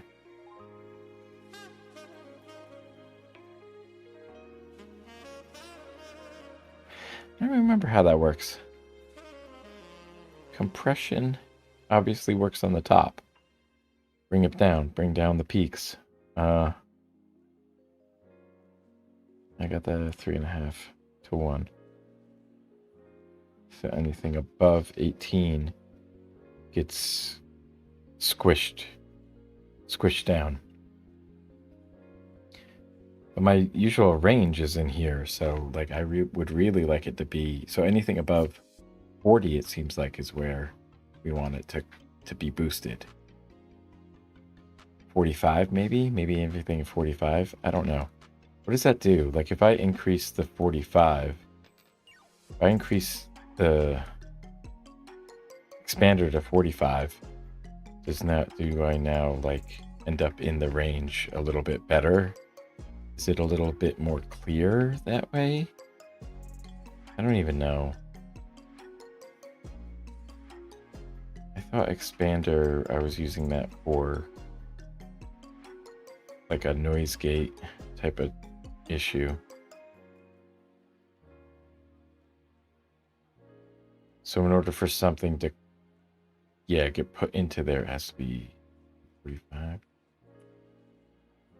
I don't remember, honestly. I don't know. Okay. Well, I'm going to take a break for lunch and come back and do more of this course. Probably up until crafting a effective resume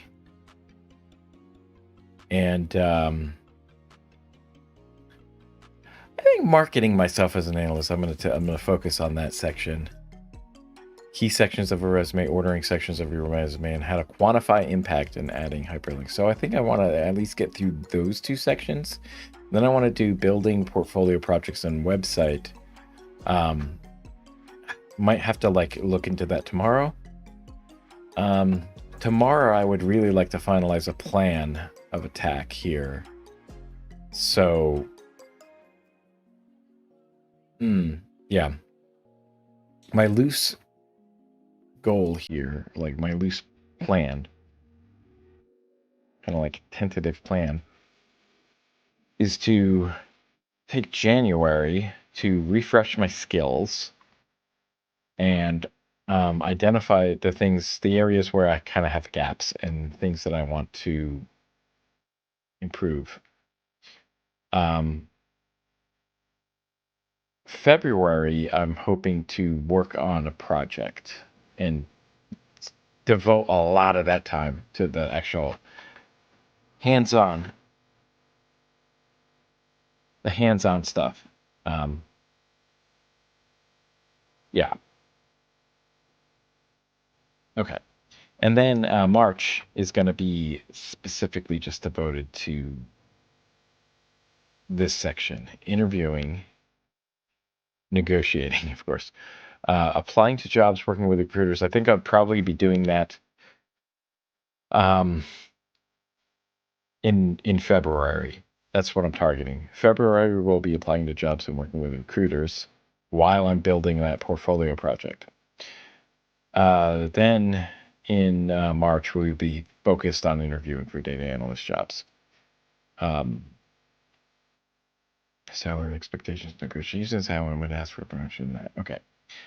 So yeah, this is just, those are the other parts. Okay, so hoping that I have everything I need to achieve this goal. I think I might. I think I might have everything I need. I just need to put it into practice so that I have a beautiful portfolio project that I can showcase, that I can show off, and really speak well about, and like be happy about a project, be passionate about a project that I finish. So that's mainly what I'm looking for in this. So, all right, I'll be back in probably an hour. Hopefully less, but we'll be back and we'll take a look at this.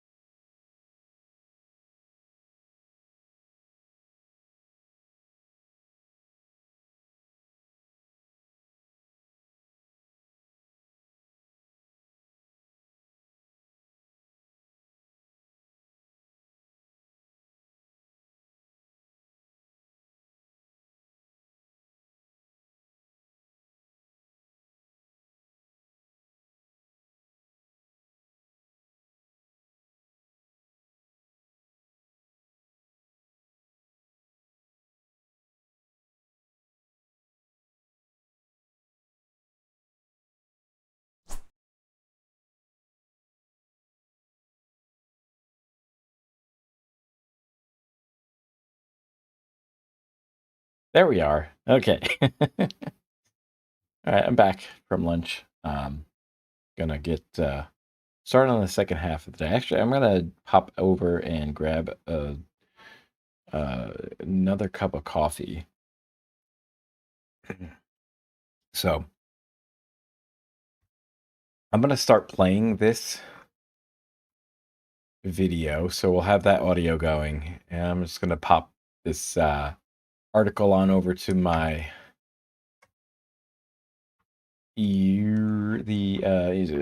what is this? Obsidian Vault. That's what this is called. Okay, there's a lot of like spaces that it doesn't really need.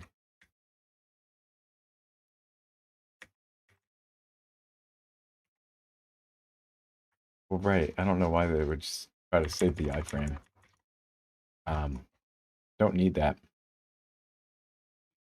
What employers really want? What do they really want? Okay, I'm gonna put this here.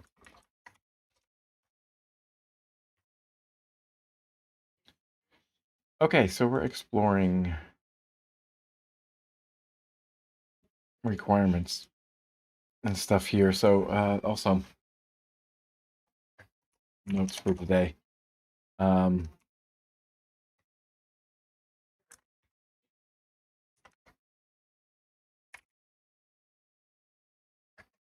What employers are looking for in a data job. And let's see, because I think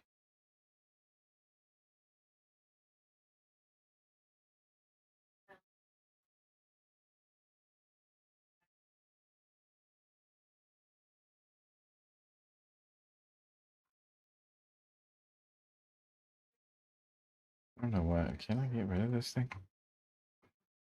Tips. Okay. Notes from today.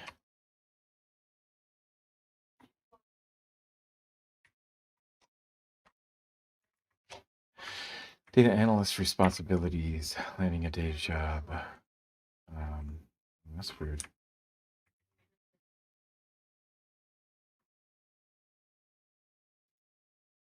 What? Why is that all messed up like that? There we go. Okay. That was weird. Yeah, this is pretty generic, but yeah, so we're looking at the requirements then next. I'm going to play the video. We'll just listen to the audio in the background. I'm going to actually get the music going on again here. For some reason, we seem to have lost the music.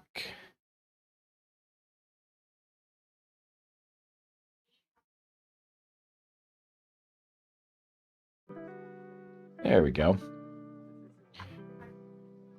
Get some lo-fi stuff going on here.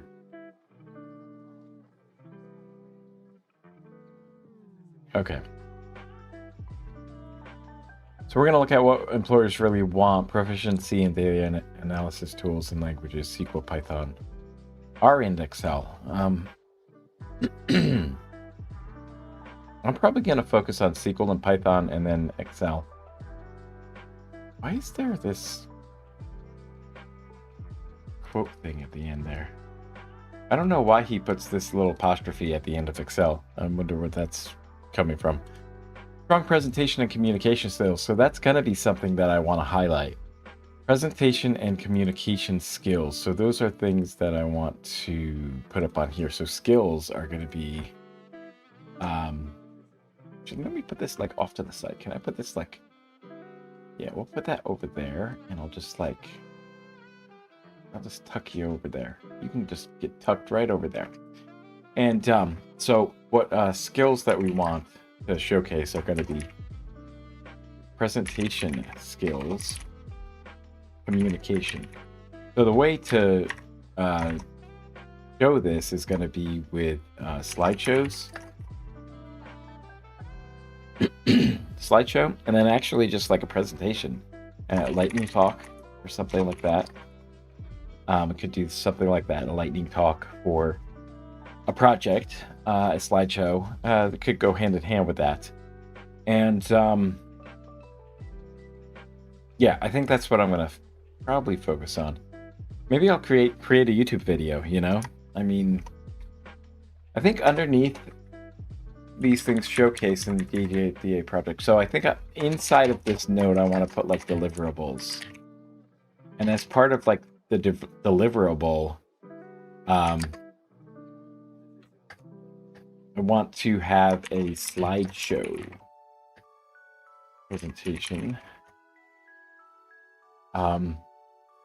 Coupled with like a YouTube video, right? And so like part of this could be a YouTube video highlighting my project, right?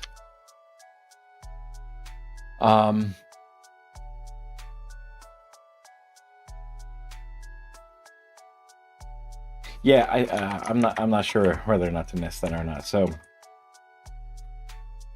deliverables are going to be a slideshow presentation, a YouTube video. We're going to have charts and all that stuff on there. So those are just going to be main things. I'm trying to think of like how abstract I want to be with this, or like how high level I want to be with these. Like slideshow presentations going to involve visualizations and those things. So I don't know like if I want to be that granular with like exactly which one thing I want yet. I think if I'm just thinking on the high level,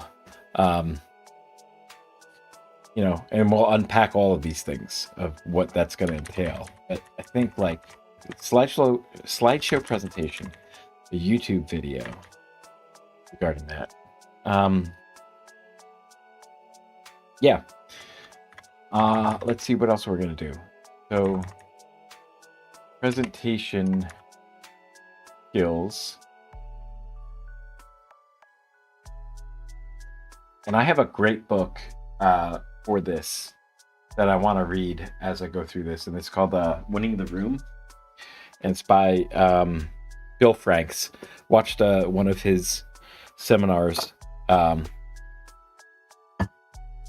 maybe seminar, one of his talks that he did, I think, for like Data Science Dojo, and as part of that, so this is Winning the Room by Bill Franks. Creating and delivering an effective data-driven presentation. So this is one that I will really want to read through as I, start to build that part of the project. That's going to be largely down the road. That's going to be much further down the road, I think, probably in like thinking like end of February, or maybe even in March, when I start doing those things, when I start interviewing. But yeah, so we have presentation skills, communication. We can unpack what that's going to be, but yeah. Good personality and culture fit. Whatever. That's always an culture fit. Culture fit. Okay. Must not go off on tangent on that. But I'm hoping that like the personality and culture fit, like I don't have to worry about that. Like that's not something I can really control, right? My personality is my personality. The only thing I can do is try to in order to speak to like the culture fit, is to just target things that are that align with my ideals, basically. Target companies that align with my ideals. And also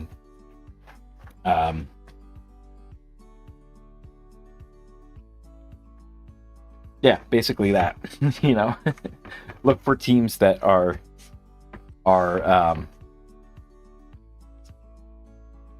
I guess like open to deep work is what I'm looking for, like as far as culture fit goes. That they understand that like I would need lots of independent time to figure that stuff out, to do my work. Understanding of the specific industry or domain the company operates in, and that's going to speak a lot to also the companies that I target. So yeah, that's interesting. I do, yeah, I should, in choosing a portfolio project, I should maybe understand the specific industry or domain companies that I want to work for are going to be in, you know, and you know, address problems in that space. I don't really think like that's not really that's not that I can't really put that under skills. Um, that's experience, honestly. And how can I showcase experience of that? So maybe I can put that. I don't know. I really don't want to put that in a different thing here, but maybe I should. So you have responsibilities, we have skills, and then we have experience. So how do I want to showcase experience with domain expertise?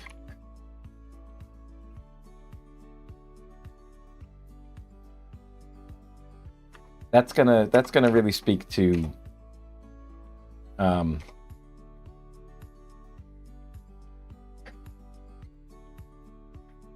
gonna have to speak to what things I'm targeting, right? Okay, I guess that looks okay. All right. Good personality and culture fit. Effective problem-solving skills to address business challenges using data. Problem-solving skills is definitely one. So, want to showcase those things. So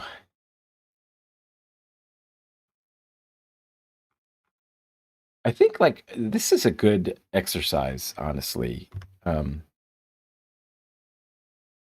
as I try to figure out exactly what is needed.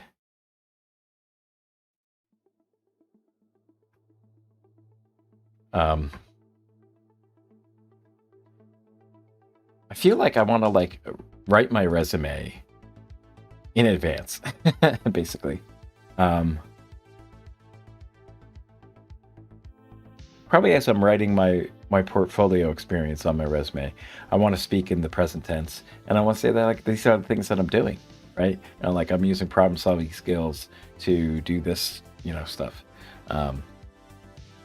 Don't need to like I guess like I don't know.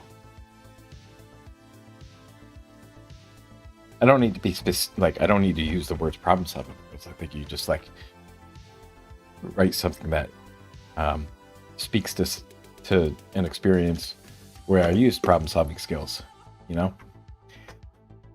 Okay, so then that's that. And business challenges using data. All right. I'm going to go ahead and play this video from Alex the Analyst, and I'm going to listen as I go make my coffee. So let's just play this, and I'll be right back. Hello, everybody. In this lesson, we're going to be taking a look at what employers really want in a candidate. Now, I know I talked about this in the introductions, but I was a hiring manager. I was also on a hiring team for many years. So I have a pretty good idea of what hiring managers and companies really want in their candidates. Now, I've numbered these instead of just bullet points. I've actually numbered these in the order that I think is the most important. And so we're going to take a look at these in order of the ones from most important to the least important. They're all really important. I could have 6, 7, 8, 9, 10 on here of really not important ones. These ones are all very important, but the most important one on this list is proficiency in data analysis tools and languages such as SQL, Python, R, and Excel. If you do not have the skills that they want, they're not going to hire you. That's the simplest one, because if they need somebody who really knows SQL well and you don't know SQL, they're not going to hire you. It's just as simple as that. Even if you're the nicest, kindest, most outgoing person in the world, they're not going to hire you if you don't have the skills to do the job. That is what they're paying for. Now, this is a very small list of skills and tools: SQL, Python, R, and Excel. But if you go to actual job descriptions, usually you'll see one, maybe two of these on the list, and then you'll see other tools as well. oftentimes within different niches or different industries, there are different tools that they use. You may see things like, Epic EHR health systems, or they need Azure. They want you to know Databricks, or, all these different tools that they use. That doesn't mean that you necessarily have to have a ton of expertise in that skill, but it is very helpful. For example, if they have a tool called Snowflake on their job description, which is a really popular tool, well, you can use SQL within Snowflake. And so if you go look up Snowflake and you test it out a little bit and you're like, oh, I think I got a good handle on this, you can either add that to your resume and customize your resume for that specific job, or you can talk about that in the interview saying, hey, I know within Snowflake you can use SQL, and here's how I know you can use it. And so you're not going to know every single tool out there because there are hundreds, but understanding these core concepts of SQL, Python, R, and Excel are very transferable to a lot of these other tools that they may be looking for. The next thing is strong presentation and communication skills. Now, I put this one above number 3 because personality and cultural fit is very important. We'll get to that in just a second. But as a data analyst, you're going to be presenting and communicating with a ton of people. A lot of people in your department, outside your department, clients, stakeholders. And if you can't present and communicate effectively, then that's a real problem. Okay. And so you're going to get questions in an interview. They're going to ask you, tell us about a time where you were really challenged, or tell us about a time where you worked with dirty data and how you handled that. And if you don't Dirty data. well, if you don't say, well, here's Dirty how we handled data. it, here's what we did, they can pick up on that very quickly of this person is not very good at communicating their thoughts, their ideas. They may be picking up on your nervousness or just your presentation skills in general, but that can really hurt you if you have the exact same skills as someone else who's presenting really, really well. So I think that one is even more important than number 3, which is good personality and culture fit. This one is kind of the one that is just going off of feeling and personality and vibes, if you want to say it like that. Because I've been on the other side of a ton of interviews where I'm interviewing somebody Vibes. and they just have a great personality. They really kind of vibe with our team. And we have made choices based off of somebody's personality. We're like, well, these people are pretty similar. They have pretty similar backgrounds. But man, John was we were vibing with John. I really think we would work well together. That actually plays a really big piece. And so you want to, if they're outgoing, you may want to crack a few jokes, or maybe just be really smiley and personable during your interview, because that can go a really long way. Now, the culture fit is kind of... Yeah, so I have some opinions on that. I don't think it's as important. Like, you're not going to find out. You're not going to find out whether somebody's a culture fit with you in a 30-minute interview. You're just not going to. There's no way. There's no way you can truly know.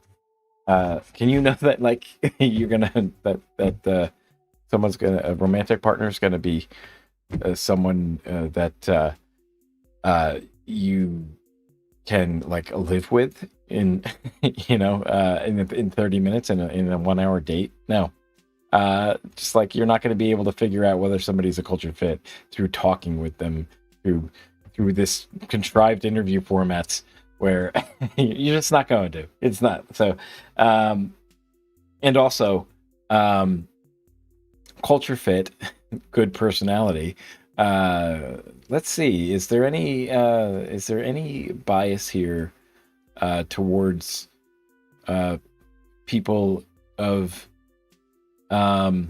let's say, not marginalized identities, or let's talk about brain types, neurodivergent brains, people with autism. Are they ever going to be a good personality culture fit? Probably not, unless they're dealing with others who are empathetic of people with different minds. And you're just not going to have that with neurotypicals, and it's just not. So it's neurotypicals choosing for neurotypicals, basically. That's what that is. Yeah. I'm not a big fan of if they list culture fit as being a requirement. I'm probably not going to apply to that job. I don't know, unless I know somebody at the company, know somebody on the team, and I actually know that like we get along well, and that You know, we have similar views and stuff. It's just not like culture fit's just yeah. I don't think that's a good thing to to you're basically telling on yourself that you actually consider personality and culture fit when okay. Like okay. I mean, I realize you do have to work with these people, but um you do have to work together. Um I don't like the framing of it saying that good personality. Like everybody has a different personality. Whether or not those personalities mesh well together. And that's not saying that anybody's personality is good or bad. We all just have different personalities. Culture fit. I don't like that phrase. I hate it. I hate that phrase. Okay, let's see what he says now. Aspects, because if you're working in a tech startup versus maybe something like a nonprofit, those are very different cultures. And so knowing who you're interviewing with and kind of what they stand for and really what they're looking for may make a big difference as well. We'll talk about this, later on throughout this course, but there is something where you need to do research on that company, see what kind of culture they have, what they really value. And if that's not something that is. So I don't think that what he's talking about is culture. I don't think that's what he's talking about. I think he's talking about values. That's not culture. I mean, if you have the same mission and the same values, of course, right? The culture fit for me is somebody who is he said very similar. If they're very similar to you, then they're a culture fit, right? I guess just diversity be damned. And then like okay, whatever. What you really value, maybe you don't want to work there at all, but you also can use that to your advantage to kind of fit in with their culture when you're interviewing. And that is absolutely something that employers pick up on, whether consciously or subconsciously, because I know there were times where I was actually looking at it and I was like, well, this person fits in good with our culture and they have a great personality. Then there were other times where I was like, I don't know, I just feel like that person would be a better fit. And so they really do pick up on your personality quite a bit. Now, 4 and 5 are important. I'm just going to be honest though. 1, 2, and 3, those are the things that you really need to get right. Those are the top 3 for a reason, because those are the ones that are going to get you hired or not hired. Now, number 4 and 5 are both important, and these are things that employers really want. I'm just being, again, transparent. 1, 2, and 3. Notice that the skills is of number 1, but after that, it really is just about how you present yourself, your personality, who you are as a person. That's number 2 and 3 for a reason. It's because I'm trying to stress this. It's because they really, really care about that.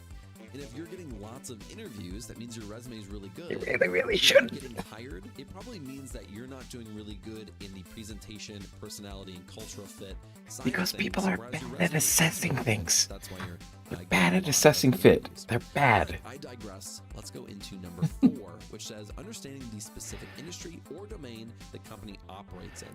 Now, this one is really important because there are some very specific niches and industries. For example, when I was in healthcare, it would be really hard for someone who's coming from like construction or finance to really understand what was happening in our business or what we were working on with our data, because it was so specific, it was so nuanced. My background in healthcare, because I worked in healthcare before I got into data analytics, I worked in hospitals and I worked in ER rooms.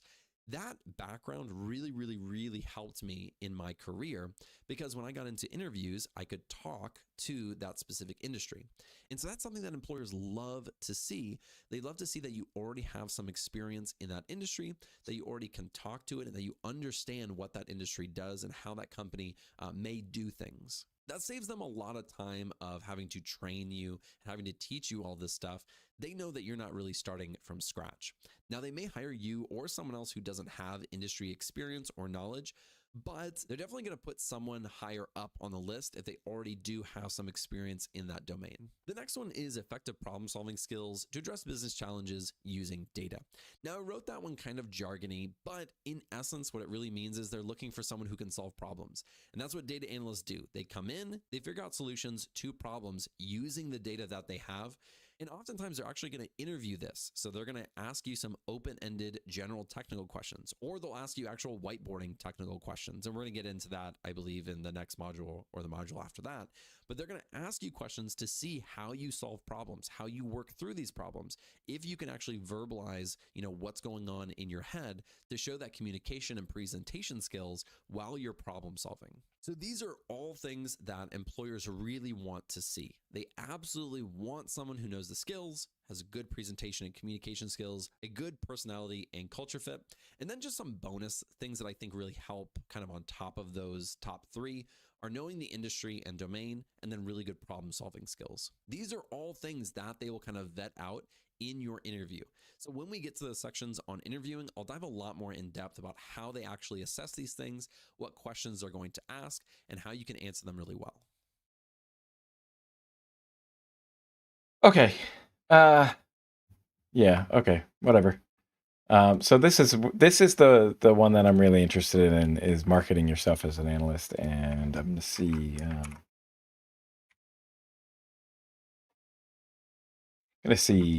what I can get out of this one.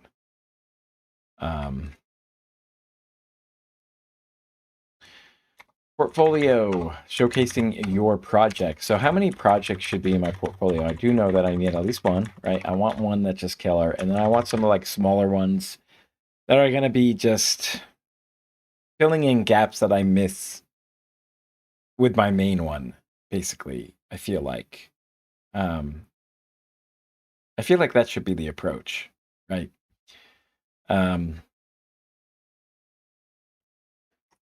Feel like that should be the approach anyway. I don't know why the cursor disappears sometimes.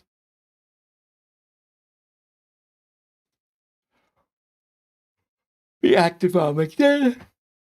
Using it to reach out to recruiters. Now that's the thing, is that I need to identify some recruiters. So part of this plan, actually, deliverables, showcase deliverables. Yeah. Okay. And part of the plan needs to be to identify and reach out to recruiters working with the companies I work for.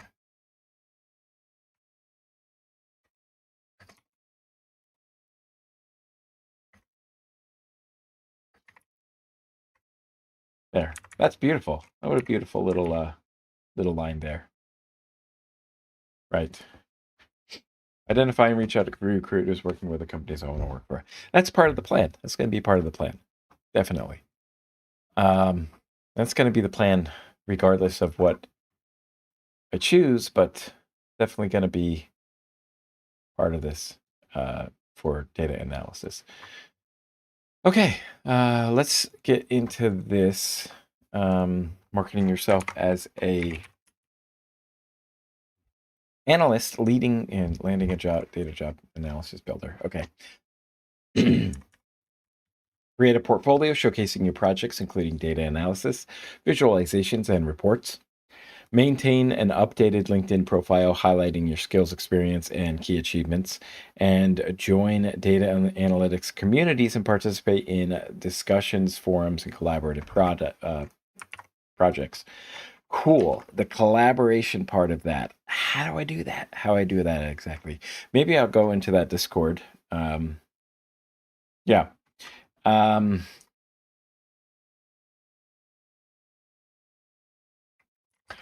Find fellow analysts to collaborate with. Can be via the analyst builder Discord or others. Find fellow analysts to collaborate with. That's going to be part of the plan. Join data analytics communities and participate in discussions, forums, and collaborative projects. So, yeah. Yeah, I mean, you do have to be social, don't I? I don't know. They're not all gonna come. They're not gonna come to me. Nobody's watching this, so I mean, at least currently. So you might be watching this recording, which if you are, then good on you because wow, what are you doing? Uh, just watch me rant about things, and I don't know. I don't know if this is gonna help anybody, but I'm just trying to use this space as a place to get my face out there and um, get my skills out there and my thoughts. But now I'm getting distracted. So I was looking at this company. It's a local company that does something. Logistics industry. Okay. I feel like I need to understand a little bit more about it, but okay, it's just a bunch of white dudes. Lido and Lido.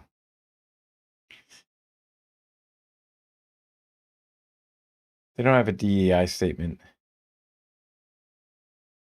They'll never gonna. You can tell.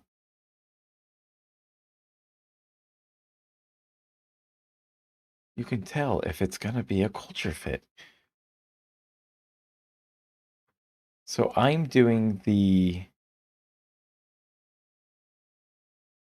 and this is another thing that I don't like about employers looking for culture fit. Like, isn't the job seeker also doing that?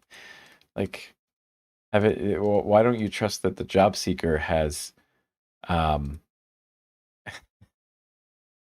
like considered your company and thought about whether or not you are a good fit for them? I don't know. Reporting and analytics.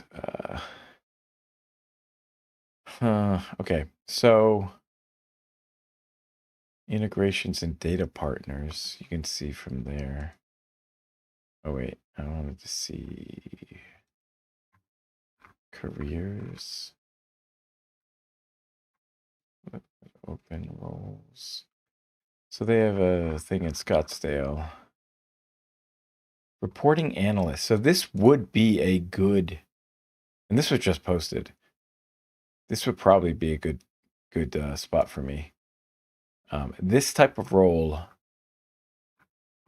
I think, would be okay for me. Design, develop reports, dashboards, viz. Effectively communicate data-driven insights to stakeholders. Collect, organize, and analyze large data sets, right? KPIs.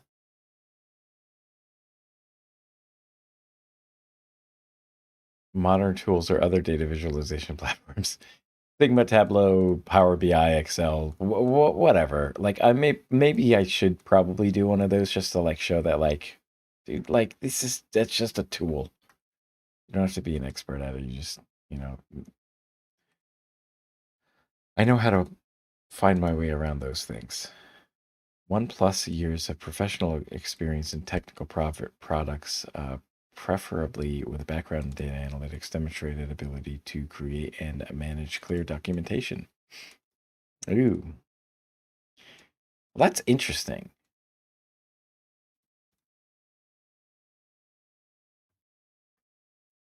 So, deliverables, as to go back to part of my deliverables, a blog post, a blog article, basically, an article of detailing that.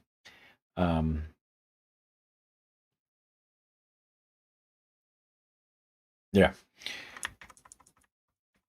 The plan, part of the plan should be to document the process clearly. Clearly. That's still a bit nebulous to me about how I would do that, but it's definitely going to be part of this. So engineering, computer science, business. How about mathematics? Come on. Experience working with Sigma and Snowflake. I don't know what Sigma is, but I have I worked with Snowflake before. I don't have experience in the logistics thing, but prolonged sitting at a desk, 15 pounds at times. This would be a good role. That'd be a good role. So this is the type of role that I'm looking for. It's a data analyst position, except it's just a reporting analyst. Now, this is a little bit funky because I guess it's the tools that they're doing. The tools that they're using are things like, yeah, things that are less programmatic, like Python or R or SQL. But knowing SQL will help you with Power BI. It will help you with, I guess, even Excel to some extent. Because you can do SQL calls on a database to bring data into Excel. And you can actually use SQL on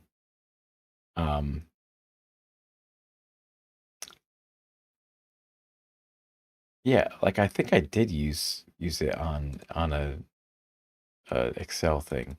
Intermediate level skill working with Excel and Google Sheets. So I don't know what that means. So that would be interesting to try to quantify, is what my experience level is in those things. But this is the type of role where I would probably be looking at. So reporting analyst seems okay. I don't know if I want to work at that emerge place.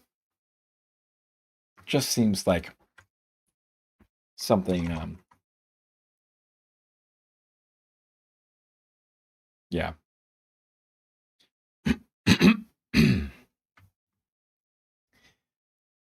Doesn't seem like the right culture to me. There's a merge staffing and recruiting. But I don't think that's what this is referring to. This is a freight procurement platform.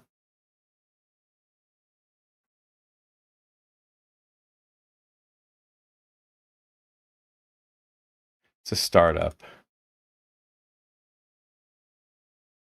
So it's 7 years old. Still kind of young. Emerge market. I don't know, emerge market.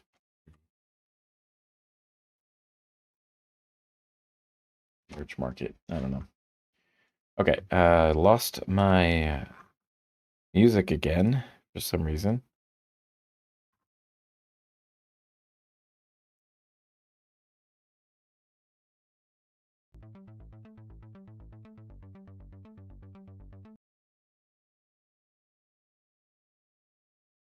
Danse avec moi. Dance with me?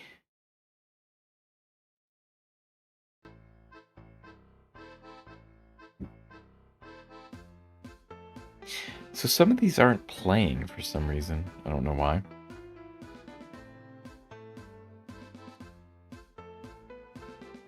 Maybe I'll just leave this open.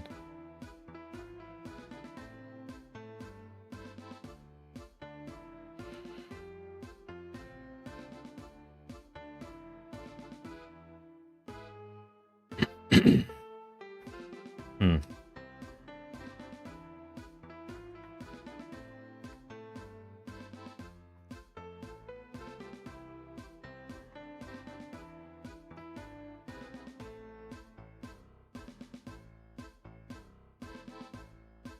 Okay.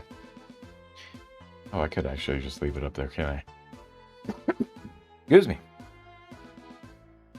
Okie dokie. So here we are.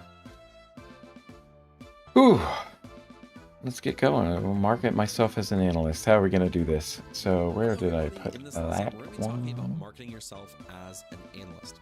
Now, this is kind of an introduction because we'll be talking about a lot of these different things 10 times more in depth throughout this course. So in a future module, almost all these things we'll be diving a lot more into. But I want to talk about just kind of high level how to market yourself and show that you are a good person to hire, somebody that they can trust and that you will be of value to them in their company. What you don't want to do is be like the person over here on the left that's just like, please hire me. I promise I'll do a good job. That's really not how the real world works. And I did mentorship for over 2 years back in 2021 to 2023. And I worked with a ton of people who were actually like this. They had kind of a basic resume, but they never really marketed themselves. They never really put in the extra effort, and they always would complain. I couldn't get a job. I'm not landing interviews. I'm not getting any job offers. And I would tell them, here's what you need to do, and they just wouldn't do it. So this is kind of an overview of what you should be doing and kind of working towards. And in future modules, we'll be diving a lot more in depth into a lot of these and taking a lot more actionable steps. So the first thing that you should be doing to market yourself as an analyst is to create a portfolio showcasing your projects, including data analysis, visualizations, and reports. Now, this should be of no surprise to anyone who has ever followed any of my content anywhere, because I talk about this all the time. A portfolio is a way to show employers that you know what you're doing, because you may not have any industry experience. If you do, then it's a lot easier to show, hey, I've been an analyst for 2 years. And they're going to say, oh, you have experience. Then we have a high confidence in you that you know what you're doing, and it makes it easier for them to hire you. So if you don't have experience, how are you going to show them that you actually know how to be a data analyst? Well, I highly recommend creating a portfolio. And you can do this by creating a portfolio website. And I'll actually show you that in a future module. We'll dive into creating a whole portfolio, how you can put your projects on there and everything like that. But you're going to create these projects that are doing data analyst work. You're going to be cleaning data, exploratory data analysis, creating dashboards and reports. And then you're going to showcase them in this website, and you're going to put that on your resume. You're going to say, hey, if you're interested in my resume, you can take a look at these projects that I've done. That will give them some more confidence that you know what you're doing. Now, I will say I've been a data analyst for 8 years now almost, and I still have a portfolio, a personal portfolio that I have with my best projects that I think are really interesting and really unique. Even though I have many years of experience, I still keep That's my weird. portfolio. I think it is that important. What happened here? The next thing that Got you disappeared. should be doing to market yourself is There I am. Okay. creating your LinkedIn profile. Fun. I cannot Oh, tell that's you what how you're many saying. times this happened where we would have a candidate, they were a really good candidate, and we couldn't find anything about them online. Maybe it was just like a generic, blue outline person on their LinkedIn profile. And I was like, oh, well, that's unfortunate because they don't have a portfolio, they don't have a LinkedIn. And so I couldn't really do any additional research that could have really benefited them. That wasn't necessarily to say that we wouldn't bring them in for an interview. It was just that, we do backgrounds on people. And so it's much easier to get a feel for somebody and to really understand them if I can see their education on their LinkedIn profile, their skills, projects, whatever they're posting about. There are times where you can definitely tell a lot about a person from their LinkedIn profile. Not only that, but I actually got multiple jobs through my LinkedIn profile because I put open to work, and I would have recruiters reach out to me. Now, I got my first 2 jobs doing that, and that was absolutely instrumental. I don't think I would have gotten those jobs if I was not on LinkedIn doing what I was doing. And so I can't emphasize that enough. You absolutely need a LinkedIn profile. If you don't have one, go make one. Go look at my LinkedIn and just see how I've kind of put mine together and try to kind of emulate that. And I think that that will really benefit you in the long run. And just to add even more to that on LinkedIn is in a future module, we'll also be looking at how you can apply to jobs and reach out to recruiters on LinkedIn. LinkedIn is just such a fantastic resource, and I could probably, it's talk a all day about necessary it, but evil for sure. you really need to do that. So that is a way that you can market yourself, have recruiters reach out to you, apply for jobs, all these different things. The next thing is you can join data analytics communities and participate in discussions, forums, and So how do we do that? collaborative projects. Now, this one is not as popular for data analysts, and I'm kind of disappointed about that because I love the open source community. It still can be. Part of it. I've worked on tons of open source projects through GitHub and all sorts of different places, and I really love that. And a lot of people don't know that that's a thing within the data analyst community. But if you are out there helping people, if you're working on different collaborative projects or open source projects, you're answering people's questions on forums and discussions or on LinkedIn, these things can make a big difference. I've known many people who have contributed to these open source projects, and they get reached out to, they give them their email, and they've gotten jobs through that. And so I really think that's something that data analysts as a whole should do more of. Well, that's just career advice, really. So I mean, if you're already in the business and you're doing that, then so set yourself apart from other people, and you can make a difference in the community, and because that you may get noticed, and that can really help you in your job search. Not only that, it's also a great thing to talk about when you actually get into interviews or or even putting on your resume.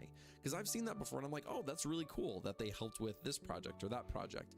That is a really neat thing to highlight in an interview or on your resume. And so all of these things are very important, and none of these are passive. Most people think that when they are applying for data analyst roles, they just apply and then they're completely passive. They just have to wait for recruiters or hiring managers to reach out to them.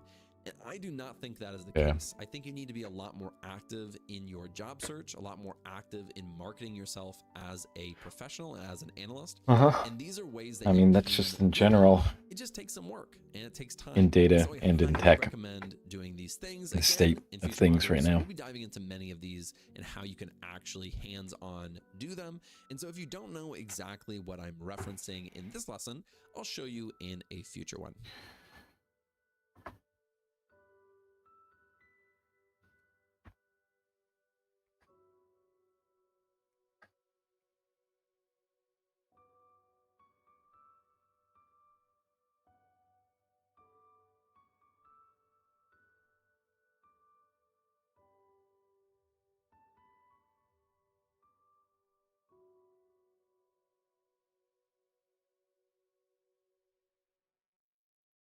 Okay. So key sections of the resume. We're not going to do too much more of this. I think I want to just get through this part of it.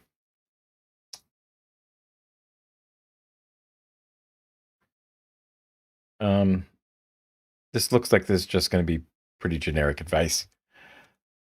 But working with recruiters is definitely something that I want to look at. Probably we'll pop back into this next week. So also let me pop into part of my plan here. And part of the plan is going to be to complete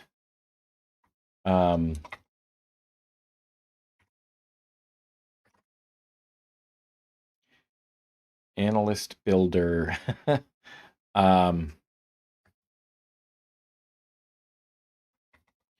Let's say landing a data job by Analyst Builder.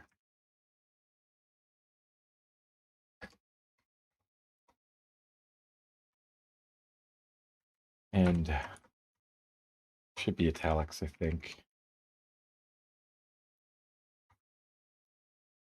Put that in.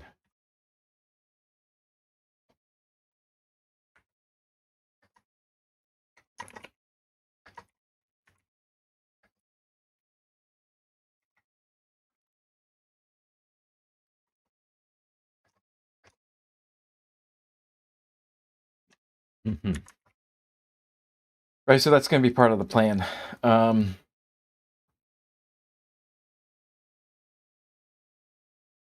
Document the process clearly. I don't know how I'm going to do that.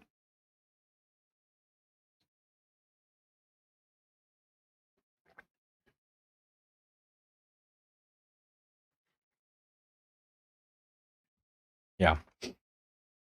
Okay. So I'm going to go look at that. I think like my resume. What is Get Resume?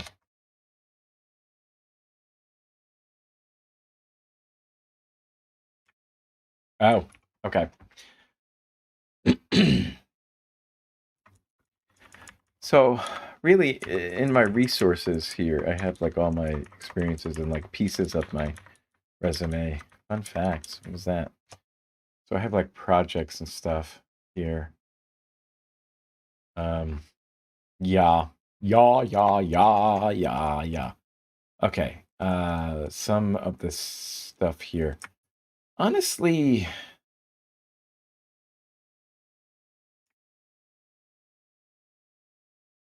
okay, so I did put like a bunch of stuff into here. I have like bullets and stuff. And the resume entry is going to come up from that. Yeah, we can deal with like how I deal with that data later. And we have the blog post associated with that here, and that's still up and running. Look at that. Okay.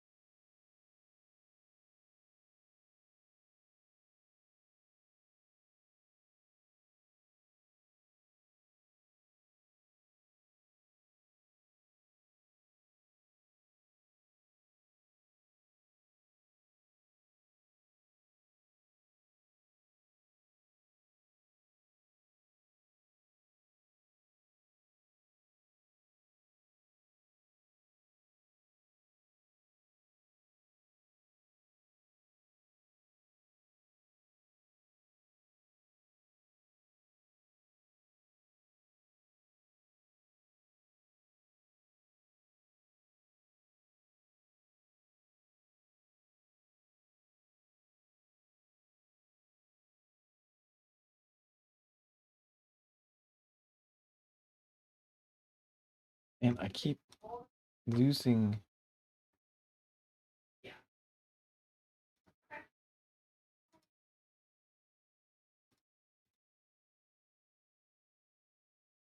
Why does this not work? It's so weird. Okay, whatever. Some of these things, some of these songs play, and then some of them don't. So.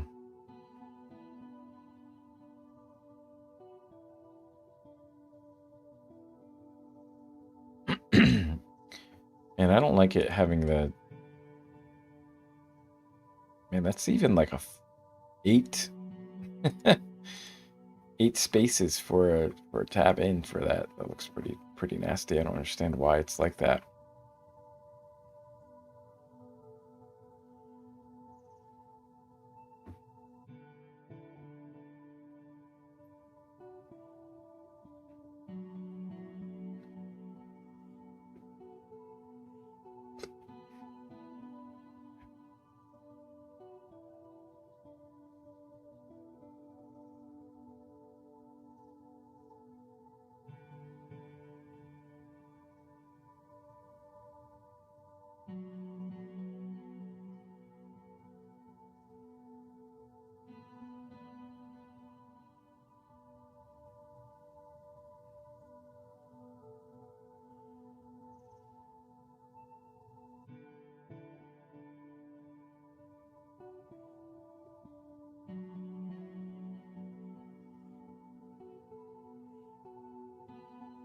Cool.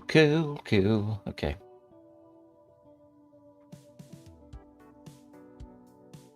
Hello everybody, in this lesson we're going to be taking a look at the key sections of a resume. Now on the left hand side we have this resume. This is one that we'll be using in future lessons. So this is just Okay. kind of a framework for talking about some of the sections of a resume. Now you can see here we have two different sections. We have ones up top, which is contact, work, skills, education. Those ones are ones you have to have. Then we have optional ones down below, summary, projects, and awards. Now I'm going to get into each of these and talk about what you need in each one of these sections and why they are extremely important. Let's start with the very top one, which is contact information. Now this one should be pretty straightforward. If you were sending in your resume, you want them to reach out to you to say, hey, come in for an interview. So you want to have your phone number, you should have your email address. In your contact information as well, you can also put links to your LinkedIn, links to your portfolio website, or your location. You don't always have to use your location, and in fact, if you are applying for a lot of remote jobs, I don't really recommend it because sometimes they do care if you're in certain time zones, they won't give you interviews for that. So sometimes there is a reason to leave that portion off. But in our example on the left at the very top, you can see how all of this will look. It'll include phone number, email, and all of those things. So very, very important to have that on there because you do want them to reach out to you for interviews to actually land a job.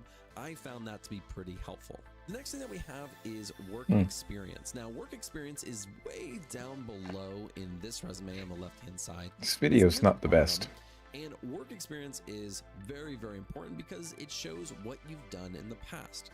If you don't have any experience as a data analyst, we'll talk about that in future lessons about how to display this. But if you already do have experience, you want people to see that. You want them to say, okay, this person already has previous experience. Let's see what they've done and what they actually did in this job. Now for the work experience, you typically want to add your actual job title, your location, and who you worked for. You should also include the date ranges of when you were actually working there. Maybe you still currently work there in the present. So you can always say, you know, I started in 2017, but now it's 2024. And so you can put those ranges to say you still work there or you worked there in the past. Work experience is an interesting one, as I mentioned before, because some of you guys are right out of college, or maybe you didn't even go to college, or some of you have a lot of years of work experience. And so how we display that on a resume is going to change depending on where you're from. And again, we'll talk a lot about that in the next several lessons when we're creating and crafting our resume. Next, we have our skills section. Now, I think that this skills section in this sample resume is very good because oftentimes what you'll see for, let's look at something like SQL, you'll just see someone write SQL. That's it. They'll just have SQL on the resume, and they won't go into any more detail. How And did that you may use be it? enough for some people. That's the. I like to go a little above and beyond Yeah. that and specify I use SQL Server or I use MySQL, PostgreSQL. Well, yes, to be So you more see, right specific. next to With SQL, we have those parentheses with Yeah. that extra information. We don't just do that in SQL, we also do that in the next one in Python, with Excel, with Microsoft Azure. And so some of these skills we can go into a little bit more detail. I think that is a very important thing to do. And the skills section really is you just give a brief highlight of some of your best skills. You don't have to list every single skill that you know, because hopefully that'd be a lot of them, but you want to list the ones that you think are the most valuable to a potential employer. Next, we're going to include our education. Education is important for most employers. They do care if you went to college or you didn't go to college or what degree you have. Because if it's something really relevant, you can talk to that and you can explain how that education is going to make you more qualified for a position. So you should include your education. The only caveat to that is if you didn't go to college in any way, shape, or form, you maybe just have a high school degree, I might not include that. But in the education section, you're going to include the actual degree that you got, where you went to college, where it was located, and the year that you graduated. You can go a little above and beyond that, especially if you have a degree that's related to data or analytics. If you did any programming classes, you could mention those right below your education section. You can also include the majors that you had, and so that's what this resume has on it. Now, let's go on to the optional section. Now, you can do a summary, and this resume on the left-hand side does not include a summary, but a summary is just a brief narrative of who you are, what you know, and what you're looking for. So for me, I might say I have 8 years experience as a data analyst. I specialize in SQL, Python, and cloud platforms, and I'm looking to expand my skills and my knowledge in the healthcare area. And so that's just a quick example. In a future lesson, I'll show you some summaries that you can use. But that is what a summary is. It's just kind of a narrative of who you are in a really quick nutshell. Next, we have projects. Now, projects are something that we're going to look at in the next module. We'll really dive into them. We'll be setting up a portfolio website and all of those things. But just to highlight what projects are a way to demonstrate your skills. You can build something using real data. You can do some type of analysis or a dashboard or a report or whatever you are wanting to do, and you can display that and use that on your resume. So for this sample resume over here in this project section, we have 4 separate projects. Each of these projects does something very different, but they're very useful to demonstrate what you can do. Oftentimes on the name of that project, let's say that first one is Data Science Job Market Exploratory Data Analysis. That is the project. You'll use some type of hyperlink to actually link back to your project. And I'm going to show you how to do that in the next module. But projects are fantastic for 2 reasons. One, you can put it on your resume. You can show this person's taken a lot of initiative to build something. It may help you get an initial interview. But also when you get into the interview, if they ask, hey, how have you used SQL? You don't just have to say, well, I took a course on using SQL. You can say, well, here's what I built using SQL. I'm just saying SQL for a sample project. And so that is something that is very, very helpful. And so it's optional, but I do highly recommend including projects. Even after 3 or 4 years of experience as a data analyst, I still have projects on my resume. I think they're very useful, maybe up until a certain point. Or Okay. you become maybe So I find that analytics interesting. or a director of analytics, then you may not include them because your work experience is going to speak for itself. Lastly, you can include awards, and this will go usually at the very bottom of your resume. Awards are accolades, certifications, certificates that you are proud of, that you want a potential employer to see and know. And instead of saying awards, you could also say certifications if you want to specify it's only certifications, but certifications can go under that awards section. Okay. But for a certification, you may have a Tableau desktop certification or an AWS data analyst certification. And if you really want to include that on your resume, that's where you would put that. So these are the key sections of a resume. In the next several lessons in this module, we're going to be diving into all these different sections. We'll be looking at the order in which you want to place these sections. We will talk about the right way to write it, the wrong way to write it, and I'll have sample resumes as well and templates that I think you should use that you can fill out with your information to customize. Yeah. So generally, I think the advice is that you put the if you have a relevant experience for the role that you are applying for, you put your work experience at the top. You put your most relevant experience for the role that you're applying to at the top. A lot of people say you don't have to put the skills up on there. What a lot of people like to do, like what I've been trying to do lately has been to put the skills in the bullet points for the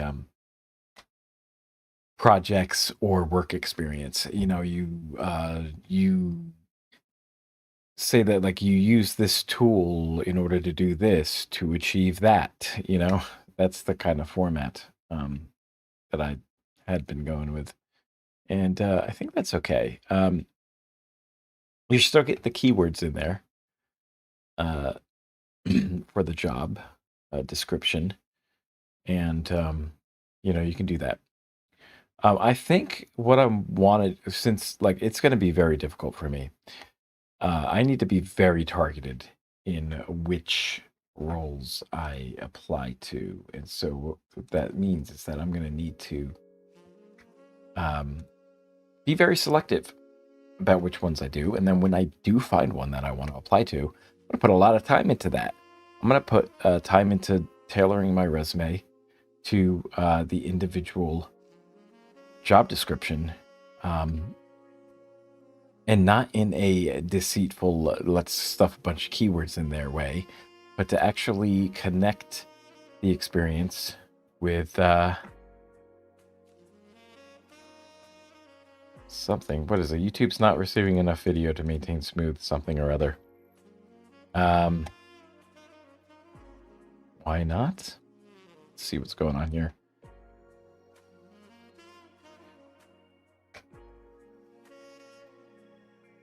What's happening here? Connect streaming software to go live. I mean, I'm here. Why is it like? It's good. It's fine. I think.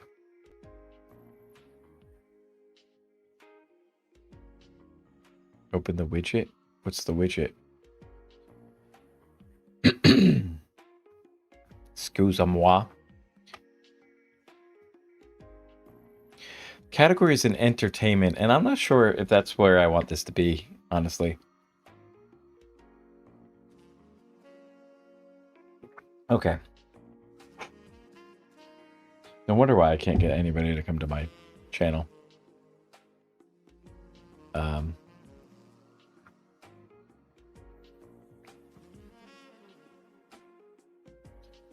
What the heck, dude?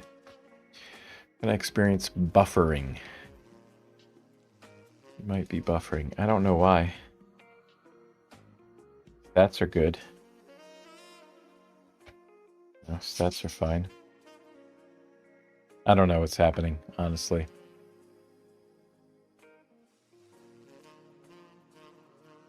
Stream is healthy again. Don't know what happened. Maybe there was a hiccup with my internet. That happens from time to time.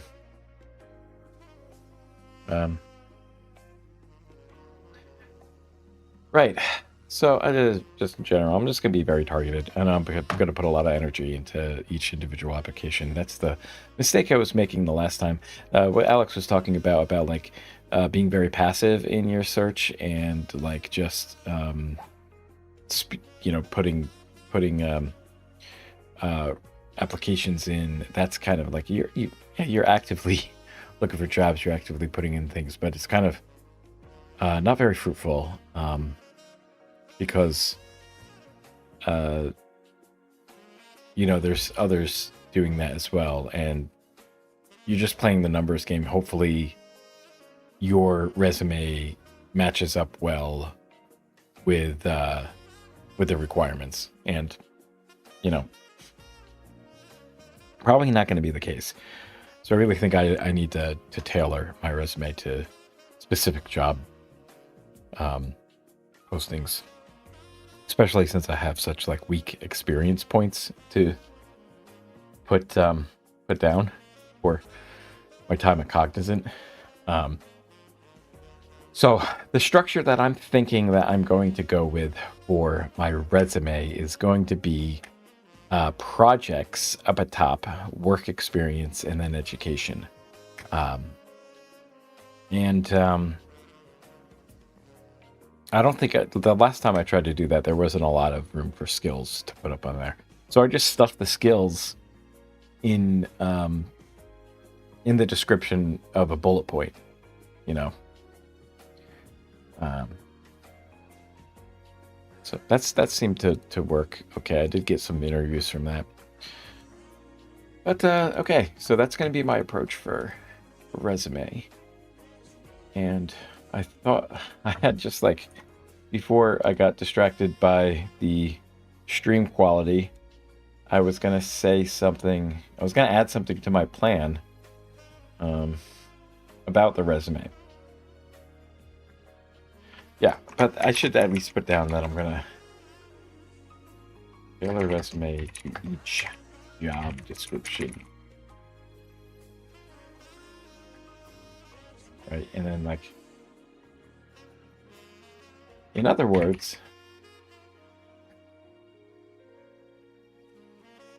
one job description equals one resume, you know.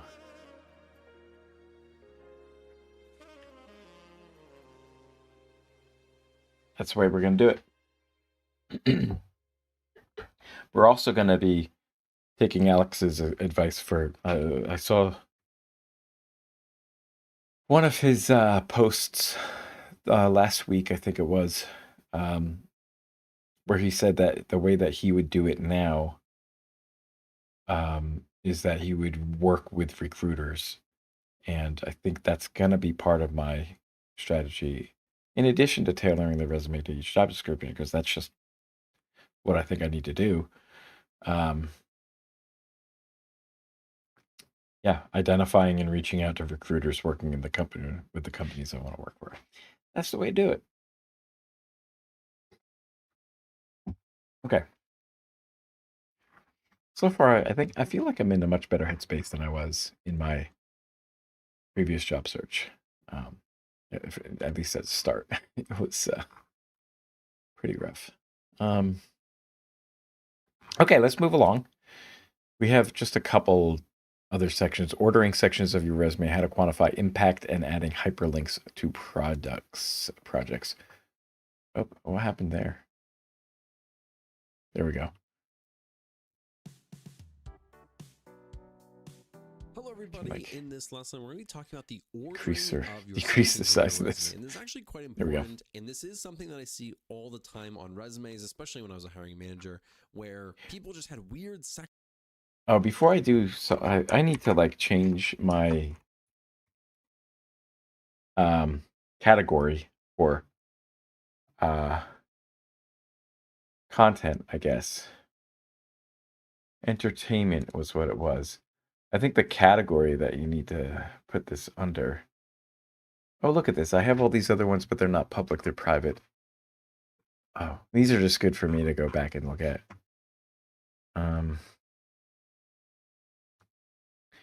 Edit title and description. I just want to edit the details. Can I edit the category that it's in? Playlists. Oh, here it is. We're going to put this in a playlist. So what I want to do is create a new playlist. This is going to be a new playlist. And what this is going to be is,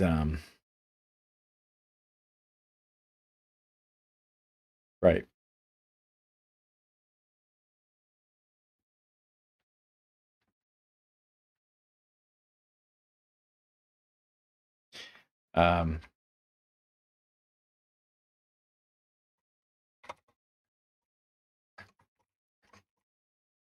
30-day data analyst. So this is going to be 30.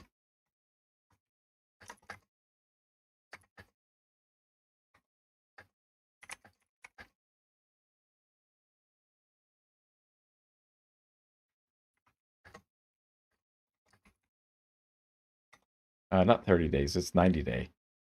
90-day data analyst, right?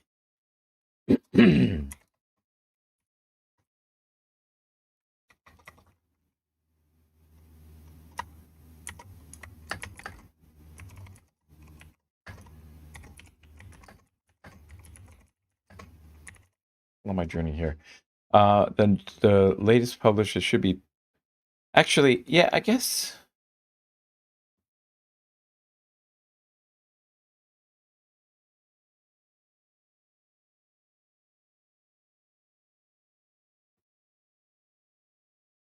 I guess doing it by most popular would be interesting, to be honest. So we'll create that. And then what I want to do is I want to change the category for this. Can I not change the category? Doesn't have a paid promotion. I will include that because honestly, an automatic concepts, tags, recording date. We'll just put the recording date. That was from Monday, right? Allow embedding. People and blogs. So why is it putting that in entertainment? It shouldn't be. That's so weird. Sort by top or sort by newest? I guess that's okay. Yeah.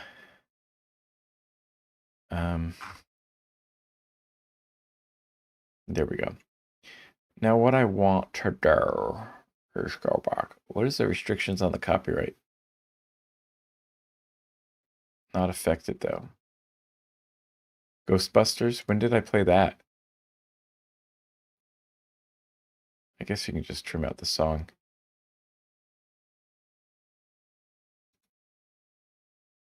I guess erase the song.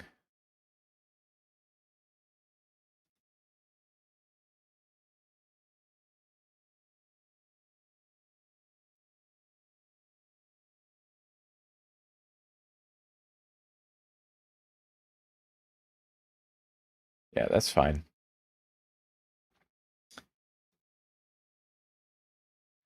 No impact. That's okay.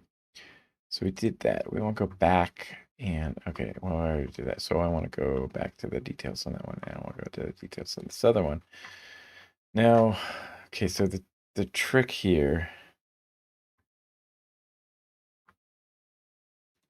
We're gonna put this in our 90-day data analyst one. And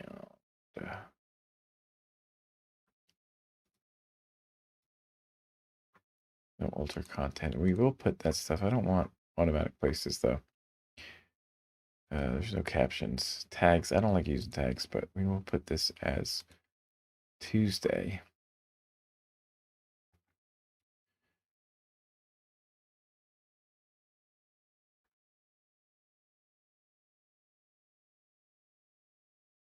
Sure, how many viewers like the stream? So, people and blogs. It should be under that. That's where it should be. People and blogs.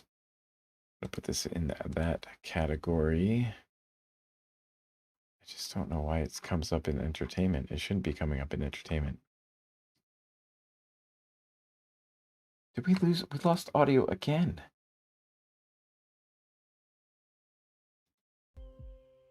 There we go. Recording date is today. Don't know why it's in there.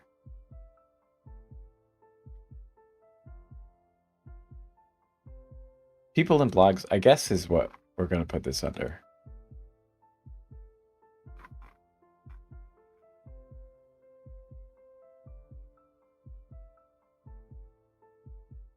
Wonder if there's a way to do this.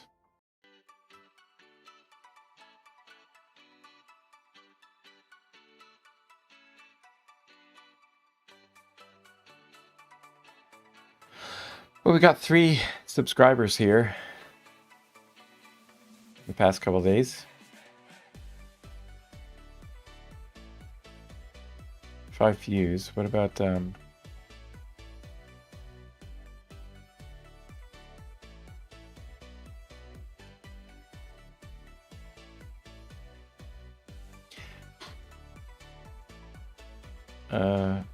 why is it only listed as 1?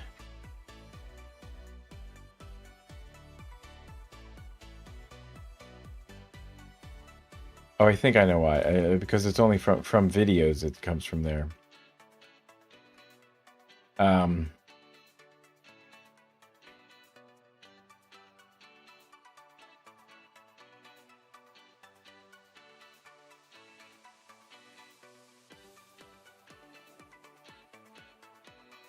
Hmm.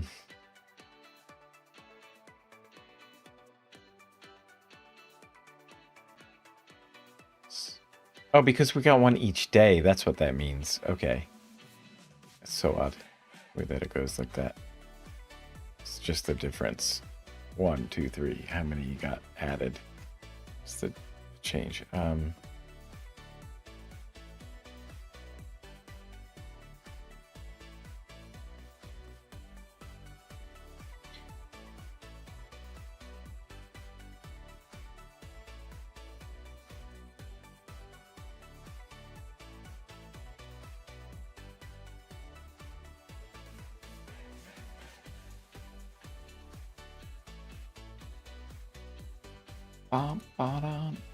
Okay. But yeah, I'm feeling pretty good though. I have the skills. I just need to apply them and showcase them. Actions in weird places, and it didn't really Do this. flow well.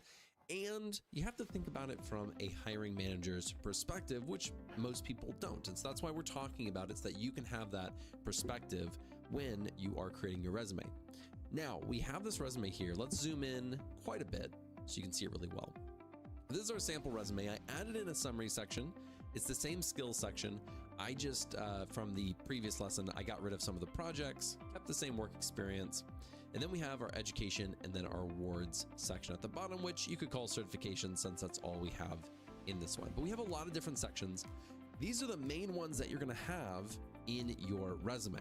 Now, right now, I have it in the optimal place that I want it, because this is the order in which I think it is the absolute best. And I'm going to talk you through my thought process, and then I'm going to change things up a little bit, and we're going to kind of walk through some different scenarios. Because again, everyone's in a different place. Not everybody has work experience.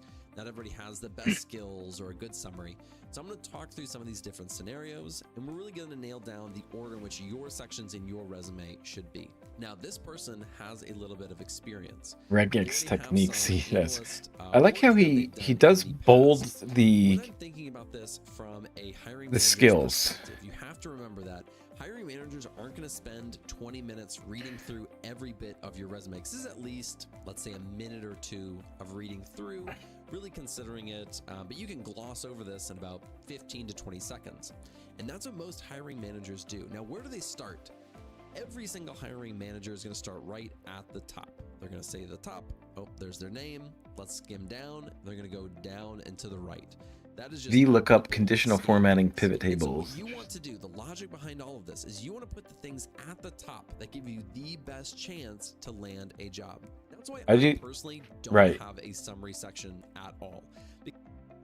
I do like the way that he has broken down Excel as like what kind of tools, techniques he's used with Excel. It's not a like I'm 90% Excel. No, he explains like he knows VLOOKUP, he knows conditional formatting, and he knows pivot tables. So if you quiz him on that, you should be able to answer on that. So that's the thing. That's what I need to really fully understand when I put my resume together, is I need to write my resume like this.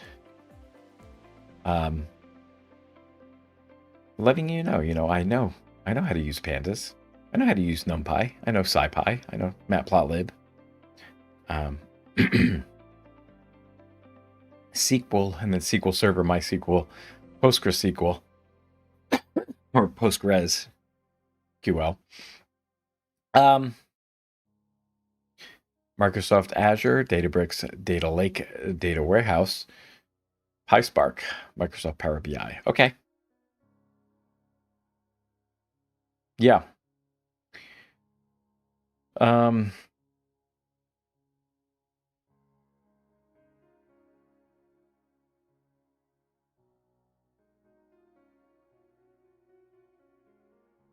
Okay. because the summary section is a lot of reading, and most people aren't going to read it unless they're extremely interested in your resume for some reason. But most hiring managers aren't even going to read it. They're just going to kind of skip to the more important parts, like the skills, projects, work experience. So just for the sake of things, if you do have a summary, it's going to be at the top. But let's get rid of that summary entirely. This is actually, we'll look at one of my previous resumes in somewhere in this section, and you'll see that I don't use a summary. I'm not really a big fan of them. So for this person, they have a little bit of work experience. The only thing that I might change is I might bring this work experience and place it right here above the projects. I might do that. Although they had some Depends. pretty good projects in this resume, and so you might keep them as well. But for that might be personal experience. So let's look at this from a hiring manager's perspective. But that might be over, like that might be old, right? Their most recent work experience was a while ago. Have the skills that we are looking for. Then we say, okay, whoa, they have SQL and they have Tableau and Excel. 3 of the skills that we really wanted. Now let's go look at their work experience. And now we're going to look down and we're going to say, okay, here's some experience that they've had, and that is really strong. Now for this person, since they have work experience, they're going to put it at the top. But let's say, for example, you do not have work experience. All you have is projects. I would put my... So I have a little bit of a question about this, because are you going to have enough room for everything in one page to do this if you put skills at the top? Knowing that the first step is probably going to be this PDF, Word document, whatever it is going to go through a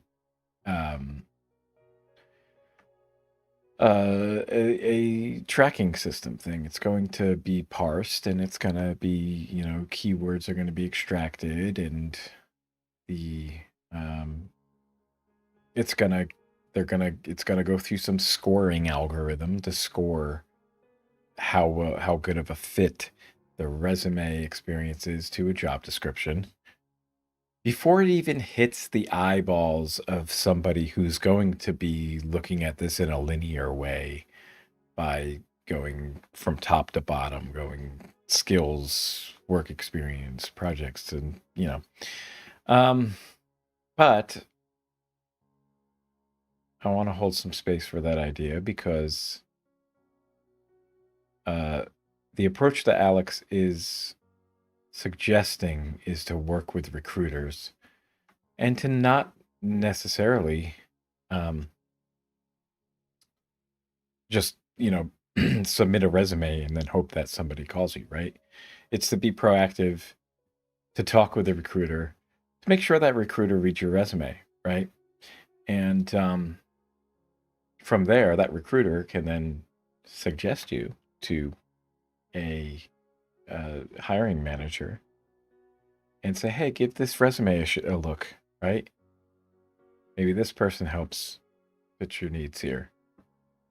So that's what is going to happen there, I think.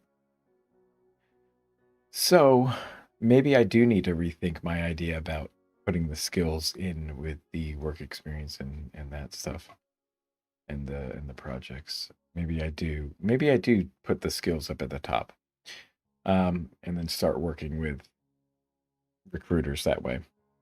So I think I'm going to change my idea for there.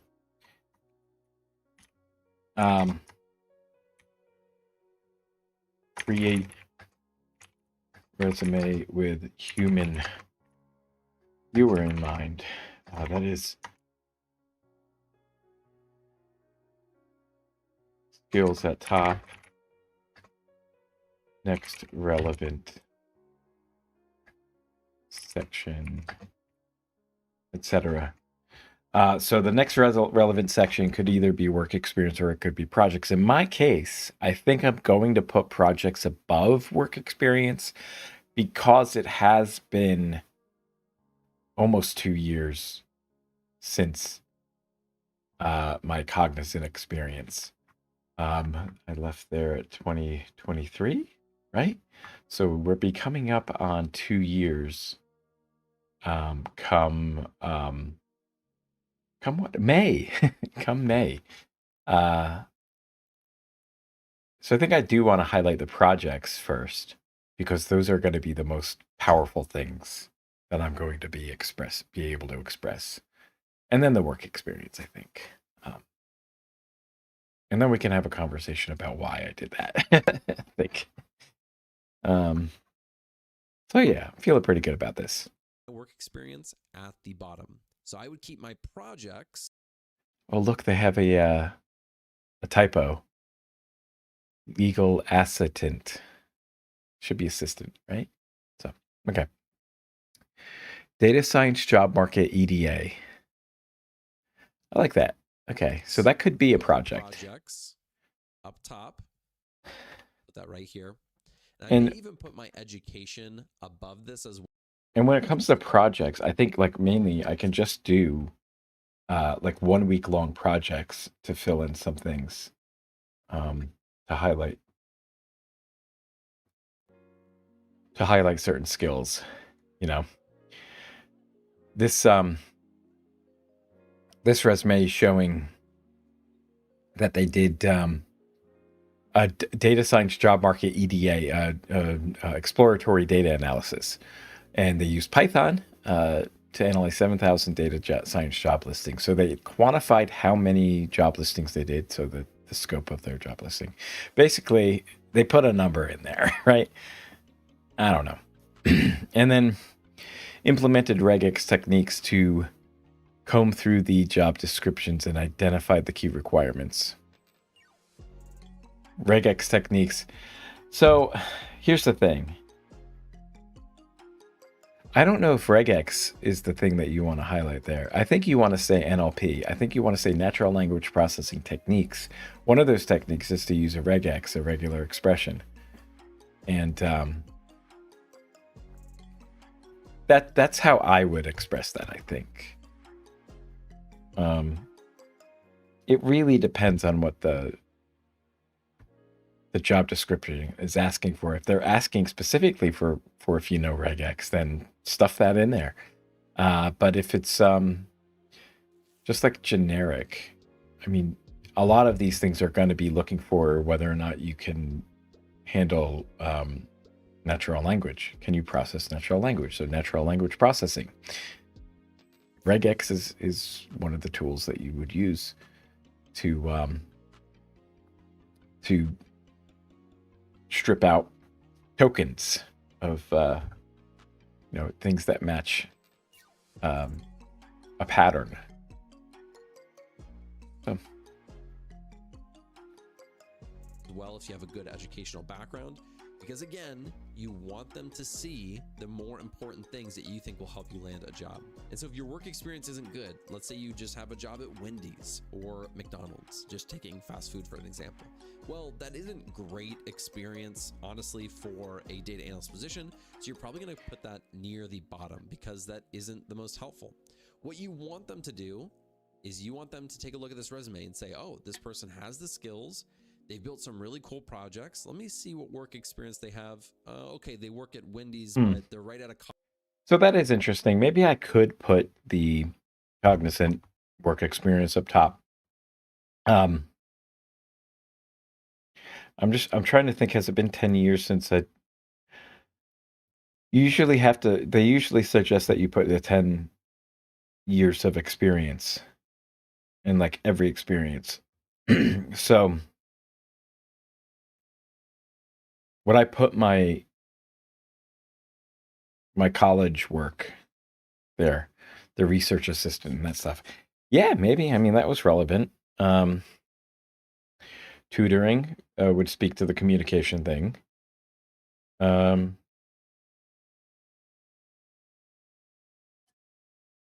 think that's good, man. I think that's good.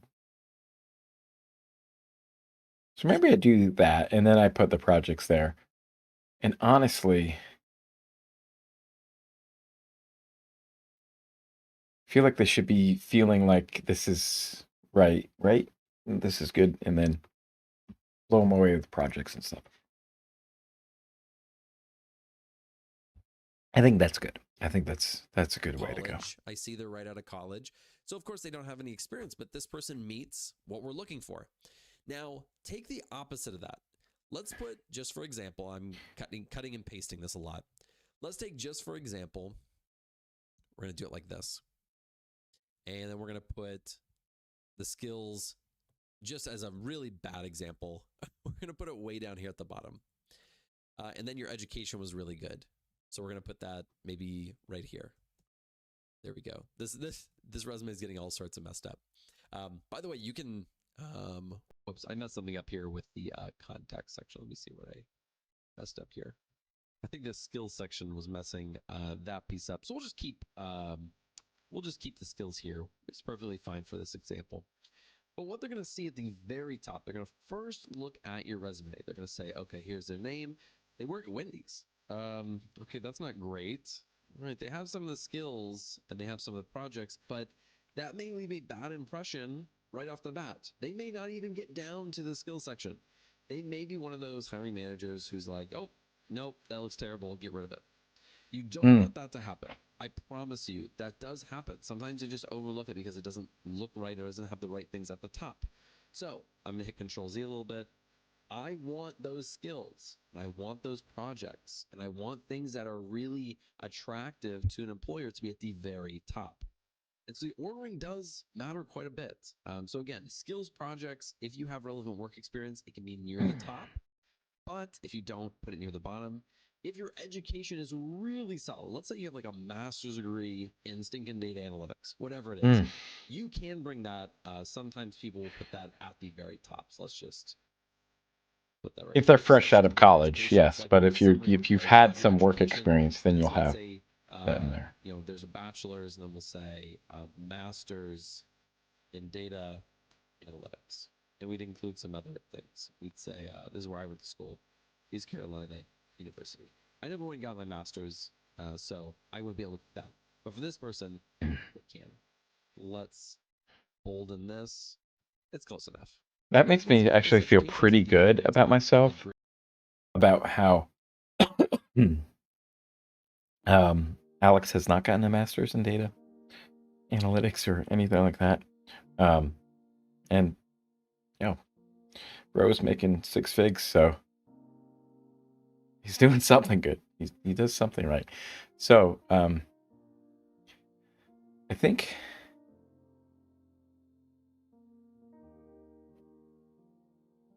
we can do this. I really think we can do this. Skills, they have good projects. They may not have any real world work experience. Maybe you're still working at Wendy's, but everything else looks really good. And so we have a whole lesson on just this because a lot of people mess this up.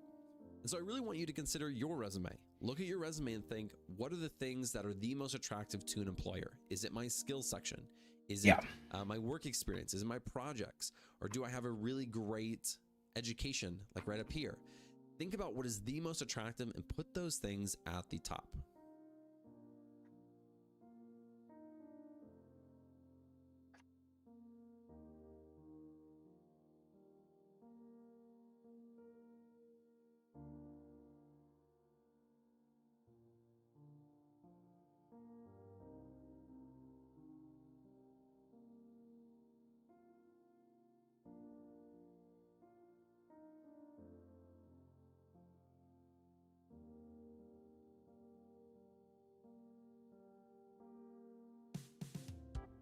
Okay, we got another one. There's nothing in this description here. We're talking about quantifying your work experience.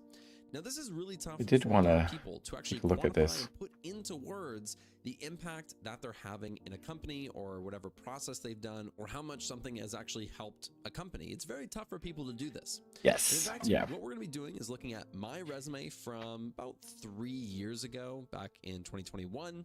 And then we're going to go through it and we're going to fix some of the things that I've previously done. So we're going to quantify some of the job descriptions and some of the things that I actually had and wrote, but didn't quantify it in a successful. And I should note, I think what he means by quantifying is not necessarily just putting numbers to it, but also just explaining the impact, what what effect did your work have? You know, that's that kind of thing. Full way. And so we're going to fix one of my previous resumes. And I hope this is really helpful because genuinely, I have seen so many resumes that are exactly like mine. They're pretty good, but you could add a little bit more detail to it. It would make it a lot better. So really quickly, before we get into actually quantifying it, let's look at my previous resume. Let's see how 2021 Alex was. We have my contact information up top. That is my real email, but I changed it from my previous one. That's not my current city or phone number. But we have our skills section. These are my real skills at the time in 2021. We have my work experience. So I had just become a manager of operational analytics and intelligence. Before that, at AmerisourceBergen, I was a data analyst 2 and then a data analyst. Then I had KPN. And believe it or not, I had 2 pages on a previous resume. And we haven't talked about this yet, but I don't recommend having 2 pages on your resume. I recommend just having 1, and you should be able to fit it into 1. I just wrote a ton. I had a summary section, and then I had a bullet point section for every job, and I really didn't need this for everything. I could have put it into bullet points, and it could have been a lot more succinct, and it could have been a lot better. So with that being said, let's look specifically at this work experience and let's see where I think I failed, and then we'll see how we can fix it. So if we come through here, let's go down. Here's one specifically that I know I should have been able to quantify a little bit better, because back in this data analyst and data analyst 2 jobs, I was doing a lot of automations. I was trying to streamline processes that we were doing manually into more automated ways. And that saved us a lot of time. But for whatever reason, I didn't write about how much time that saved us or anything like that. So for this one, I developed a file processing script in Python, which organizes incoming clients' files into correct folders and outputs data profiles of each file. Now, that was super helpful. And I remember creating this. Okay, but that's not necessarily like describing the impact on that, but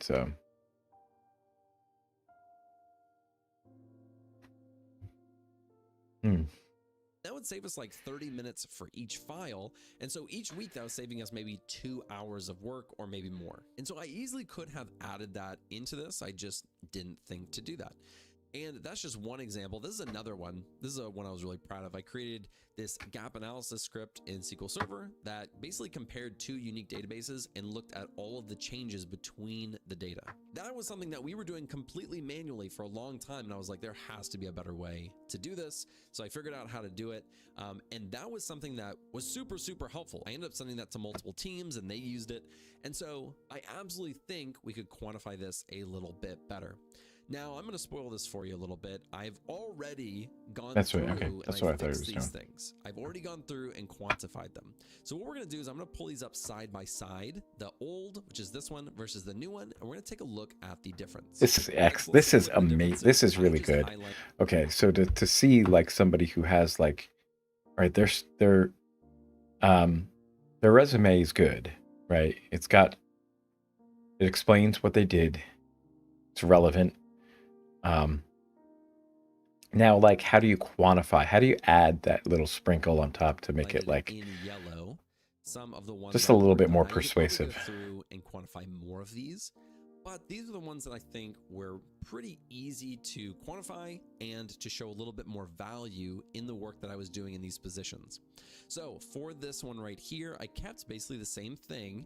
I shortened it just a little, but at the end, here's how I quantified it. I said, outputs data profile of each file, saving 2 hours of work per week.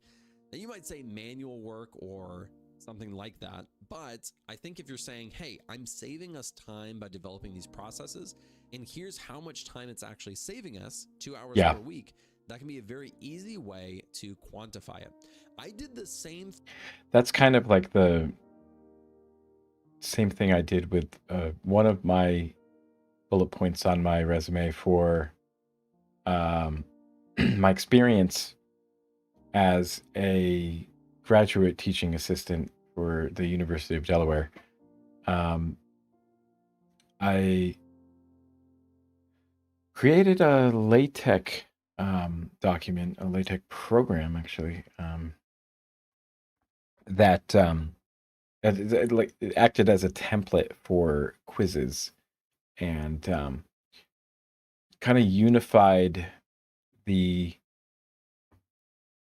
experience, the quiz experience by the students, uh, being more consistent, having this consistent style of quiz across 4 different teaching assistants. And by constructing this, like in doing this, I saved our other teaching assistants some time through the week. So I was like, oh, okay, yeah, I saved time. I was able to save us some time, which is valuable as a graduate student. Time is your most precious commodity, and you know, who wants to spend that time writing quizzes and um, doing? But so from what I created, like we were able to save some time um, since we all basically had the same format and we were just changing some of the variables to make it um, work.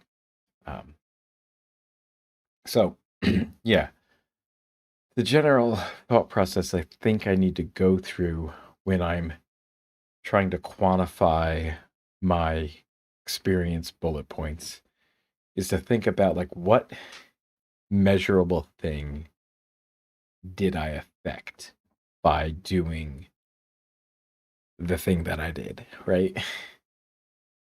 And then from there, you find out what measurable thing it is. Well, okay, how am I measuring it? And what's the number? What's the measure? And just an estimate can be just be an estimate. So that's I do need to go through that and quantify my experience points. So I'm going to come over to here. I'm going to quantify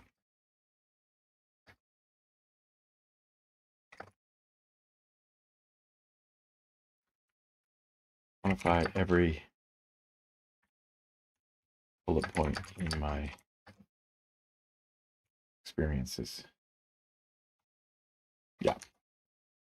Especially under the work experience or the project, that could be different. Here. Because again, what we were doing was this was saving us time. We could have done it manually, but I created an automated system, and that saved us 6 hours of work per week. Now, you could even go into a little bit more detail, saying maybe I sent it to another team, and all these teams, it saves us 30 hours per week total, or something like that, if you want to word it in that way. But again, saving time is something that data analysts should be able to do. You should be able to quantify, here's how I've saved time. Now, there's one other one, and let's scroll down real quick. This is not my very first job that I worked at as a data analyst. I'm going to read this one to you, then I'll go down and show you what I did. So for this one right here, this was the family place. It was a nonprofit, and all of our money was through donations or through federal or state grants. So what I said was I created new metrics and data sets, which allowed organization to apply for 3 grants not previously eligible. So we just weren't collecting the data that we needed to apply for these grants, and I made that happen. Now, these grants are actually big grants. Each of them was like $200,000 or maybe $100,000 to $200,000. And so what I did to fix this one is I said I created new metrics and data sets which allowed organizations to apply for 3 grants not previously eligible, which led to $450,000 in additional revenue. I may even say maybe not revenue, but funding. That might be a good term for it. But we now have a quantifiable impact of the work that I was doing. I applied for grants, but maybe it was only for $5,000, and that's not really helpful to another company that may be applying for. But if they see I brought in $450,000, they may say, wow, that would be amazing if this guy could do that for us. And so being able to articulate the impact that you've had on a business through a process or a system that you set up or the work that you're doing can show a potential employer that you are a good person to hire. That is how you can take some of your generic job descriptions and you can add a little bit more detail to it, which is really helpful.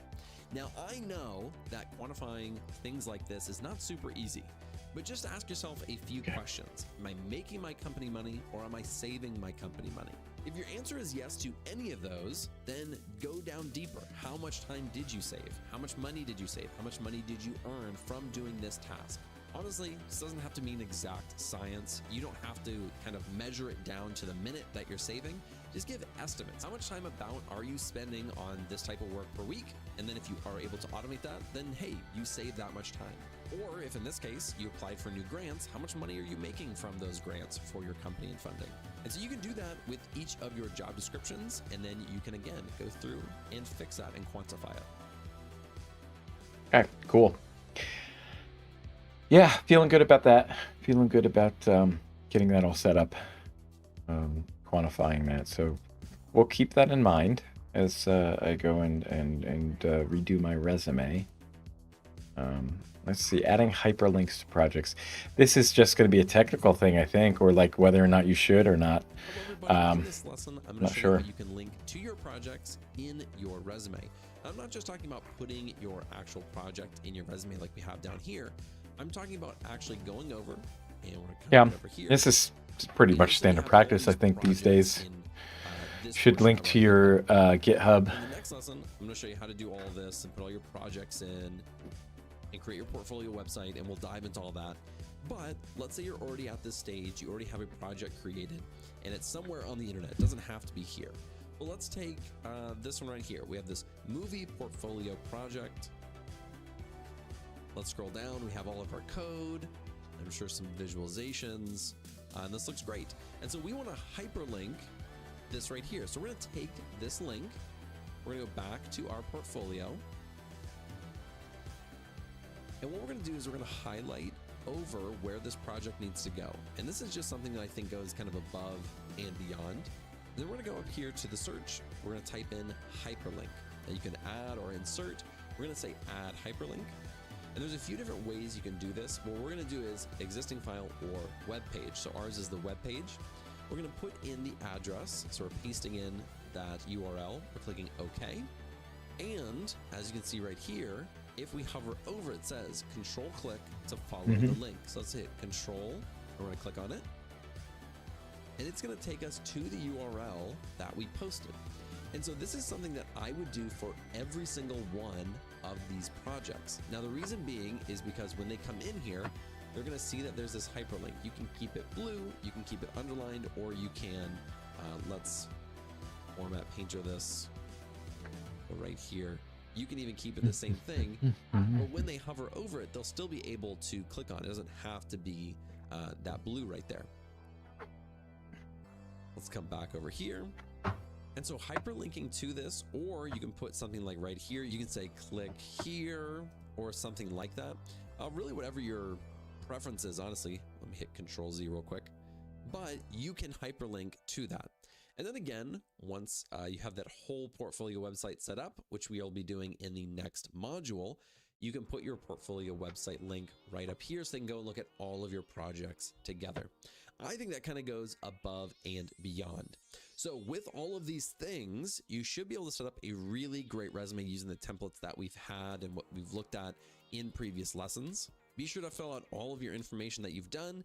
If you don't have any projects and you're saying, well, I don't have any projects yet. Well, on Analyst Builder, we have some of the best projects you're going to find out there in our SQL and Python and Pandas and Tableau. And all of our courses have a bunch of really fantastic projects. So go take those courses and you'll have really good projects to put in your project section of your resume. That's not bad. I was thinking of doing some projects from what's his name? I think his name is Eric Mathis. Yes. I spelled it wrong, but yes. Okay, so I believe he's probably on Blue Sky now. He does seem like a coach guy. I think... yeah, he is, of course. Yes, great. Okay. Mostly Python, the newsletter. I think it's still on Substack. Oh, he did migrate to... is this Ghost? Or is this? It is Ghost, right? Okay. So that's the thing. I don't want to subscribe there. Birch. Can I get that into here? There's also a Reuven learner who makes Python and Pandas, and he's got like a lot of these Hey there, this is Reuven Lerner, and welcome And to he'll my explain. YouTube channel. You know, I teach Python for a living. I've been in business since 1995, and just about every day I'm in a different city, a different country, working with a different company, helping engineers to improve their Python. I help people who don't know how to program at all to write some basic Python. I help people who know some Python to know it even better and deeper. And I help people who have really good knowledge of Python to fine-tune their understanding to write faster, more idiomatic, better Python code.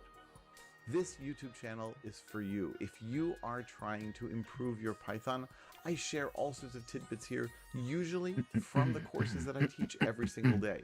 Yeah, the courses that I'm interested in that. He's got like some projects and stuff from will be really helpful for you to level up your Python, do more in less time, and enjoy this in the Bamboo Weekly. Welcome to my channel. There's 100 of these. These are really fantastic. I don't know. There might be. He's still on Substack. Oh no, he's in Ghost. Okay. It seems like a lot of people moved away from Substack.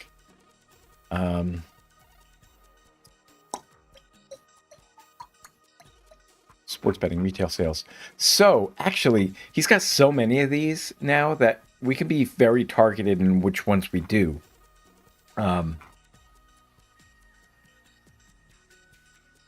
So after I identify like which companies that I want to work for, identify what kind of problems they have to deal with, can probably find something from Reuven here on Bamboo Weekly, and now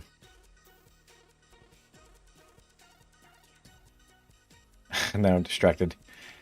I'll choose another folder and then I have to create a new one.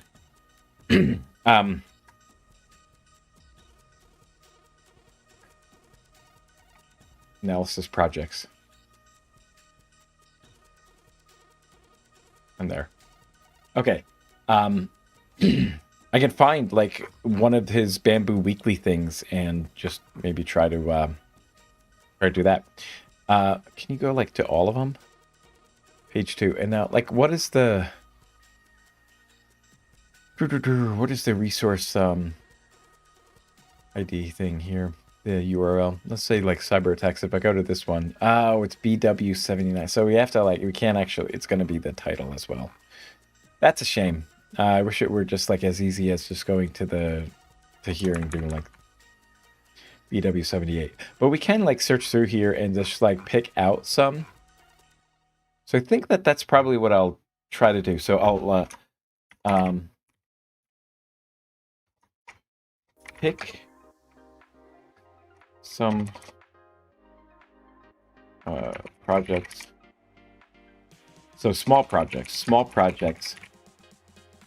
from Reuven Learner's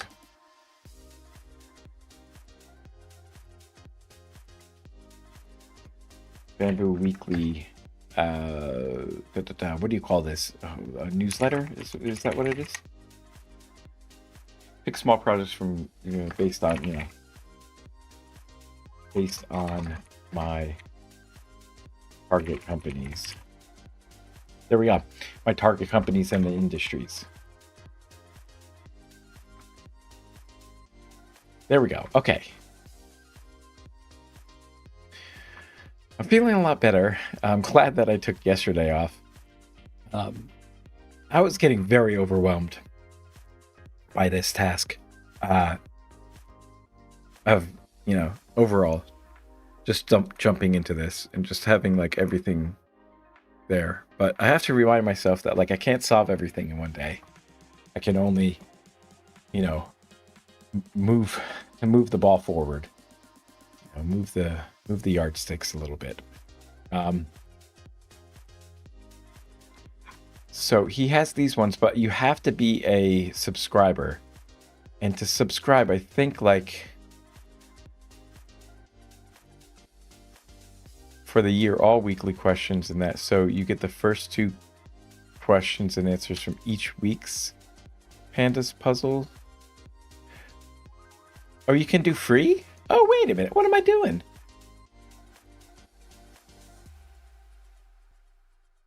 Oh, it's only the first 2, but then you get the all weekly questions with detailed solutions, access to the entire archive. Well, that's... I mean, I could just do the 7-day trial, but I think I'll just wait until I do that. I could actually like contact him and see if if he could give me access to it.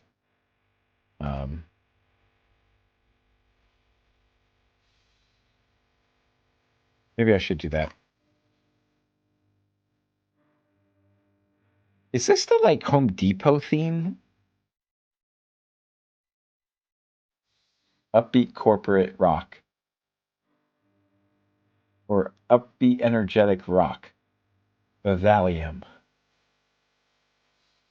Oh my god. I swear I've heard this in like either a truck commercial or a Home Depot commercial. Okay, let's see what we're doing here. Profile view. Okay, what was I gonna do? I was gonna look for Ruben on here. And it keeps coming up with that. He's got to be on here. Okay, so why does he have both of these though? He's got the company page and then he's got his personal page. I think we're probably just gonna go with his. What do we call it? We'll follow him specifically, but then what I want to do is maybe look up Bamboo Weekly. No, and then I guess we will look at his company page.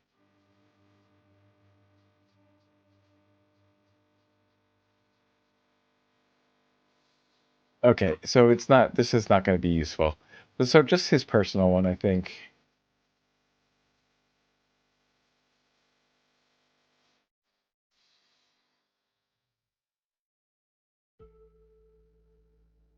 Yeah.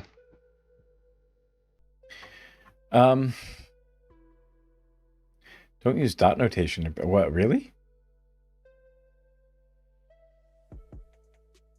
I wonder why not. Why not? I gotta find out why. Why not? Hey there, Python trainer. Is it not as performant? I want to talk to you about why I dislike using dot notation in pandas. So first of all, what am I talking about? And in order to explain it, I'm going to have to create a data frame. So I'm going to say import numpy as np, import pandas as pd. I'm going to say here df equals. We're going to create a data frame, pd, data frame. I'm going to do it based on np random. Yeah, so what he's talking about here with dot notation, I think, is to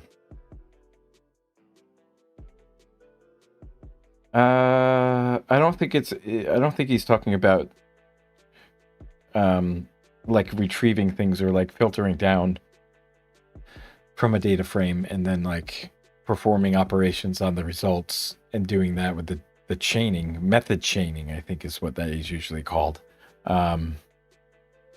I think what he's talking about is accessing elements in a data frame by using the dot notation. And that is messy because if there's a space in the column, then you can't access it. So you might as well just stick to bracket notation because it will work every single time. Right. So I don't know. 4 rows, 5 columns. So I'll say here, index of the rows equals list of A, B, C, D. And my columns are going to be columns equals list of B, W, X, Y, Z. Finish that up, and there we go. We got some random numbers. We got some columns. Fantastic. So how can I retrieve a row? And yeah, that's what he's talking about. Okay, I think so. And dot lock, I say df dot lock of A, and that gives me the location. Location based on index is lock. Yeah. So we'll say here like 1. Index location. That's going to give me B. Okay. B. So far so good. What about if I want to? So okay, what he's talking about is based on the index, the name of the index, not the position. So, right, based on position is ilock. The index lock location is. So, the data frame, the rows are index located as a number, starting at 0 and increasing. And then you can also index on a column, which is going to be, the column is going to have a name. So when you use lock, you're using the column name. So the way that he's accessing the row with where he says based on the index, he's actually based on the column name. Read a column. And so I have two options. I can use dot notation or square bracket notation.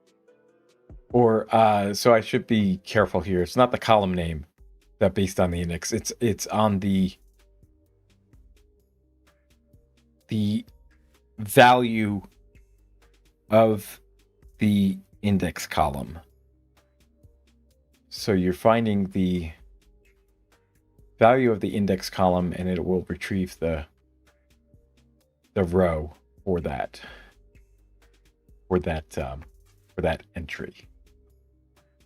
So I'm going to start with square bracket notation since it's the better one. I'm going to say df square brackets of v. Notice, by the way, that when I am working with a data frame, when I use square brackets alone, it always refers to the columns. And I always tell people when they start off using pandas, if they're working with a series, they should avoid using square brackets to retrieve elements from the series because it'll come back to bite them when they start working with data frames. Much better to always use .lock and .ilock when you're working with a series, even if it's a little funny and like unnecessary, because when you get to data frame, that makes sense. So if I want column v, I say df of v, and there we go, I got column v. But I can also use dot notation, meaning what? I say df dot v, and I get the same. Now, a lot of people say then, wow, that's great, that's so much easier. It's less to type, it's cleaner, it's nicer. Yes, all these things are true, but. There are a whole bunch of reasons why you don't want to do this. So reason number one is, if your column contains spaces, this won't work. So if I Exactly. df columns, and watch this, I'm going to now just change them to be. That's one of the reasons as well. If you're also, if your column contains special characters, it won't work. Equals, let's say VV and WW and XX, YY and ZZ. All right, so I've just replaced the column names with these. Now I can very easily say df of XX, and it works just fine. There's nothing wrong with that because this is just a string, and a string can contain whatever characters you want. It can contain letters, it can contain spaces, that's great. But what if I try to say df.x space x? Yeah, Python's going to say, I have no idea what you want from me, but this is not working. So just for the sake of consistency, I think that using dots is like confusing because you're not going to be able to be consistent because there will inevitably be columns that contain funny characters that are not legal Python attribute names, that is to say, names that can come after a dot, and then you're going to sometimes do this and sometimes do that. It's just going to be super, super annoying. But the other reason is it should just do consistent. Keep it consistent. What is the difference between actual pandas, methods, and attributes, and our own column names? Right? In many ways, when we're yes, very clearly defined and distinct names. That's a great reason as well. I want to know what is, a method, and the way that we do that in Python is that methods always have dots before the name, and I can know this is attached to this object. But when I start using, that's why when you do method chaining, you can do them line by line with a dot, and then you just encapsulate the entire thing in parentheses. So watch this. I'm going to say here, right? So I'm going to go back. I'm going to rename my columns, and I'm going to say this column here is sum, and this column here is mean. So now if I say df.sum, what's it going to do? Well, yes, that's a great example. That's what we should be getting. If I want to retrieve that column called sum, I'd say df of square bracket sum. But you know what? If I did this to begin with, if I hadn't messed with dot notation, then there never would have been any ambiguity here, right? Doing this will always work, but then it's going to mess up your columns if they have any clashes whatsoever with method names or other attribute names.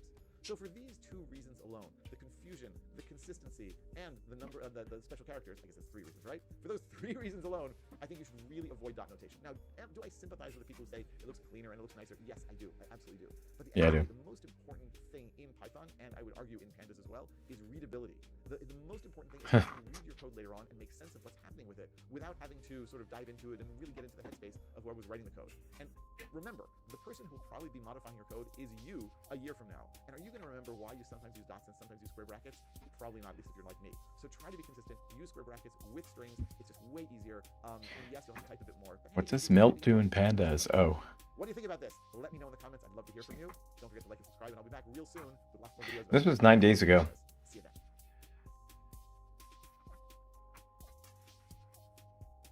I'm going to leave a comment here. I think.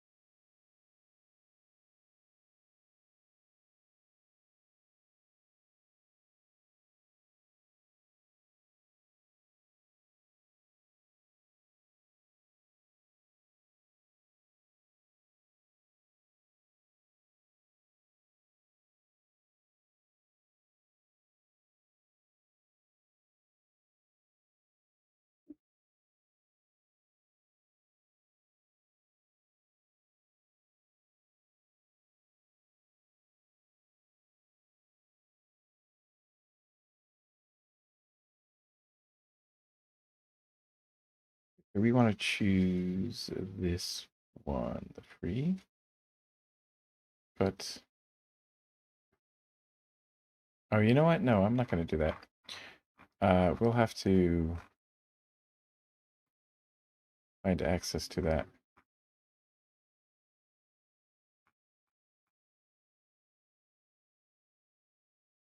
Right, I wanted to ask him.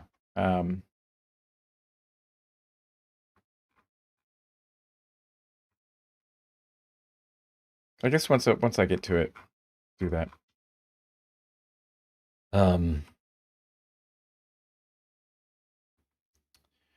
Cleaning bad data, plotting with Seaborn, scraping data from websites. Every time I do one of these things, I should really like highlight that.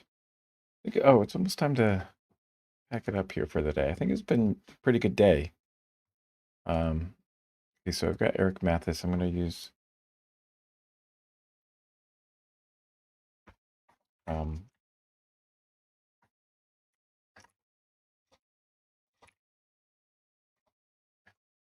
Eric Mathis is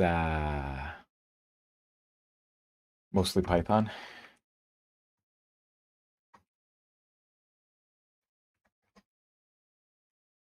These are, yeah.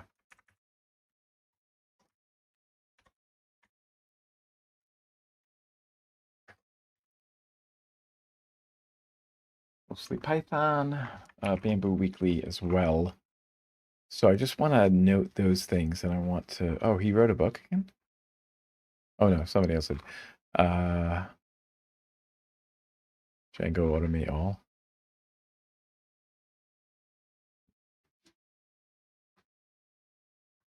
Simple deploy. Okay. Mostly Python and Bamboo Weekly. What about like subscribing?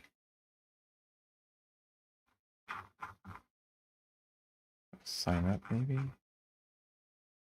Generating a log code. Or a log code.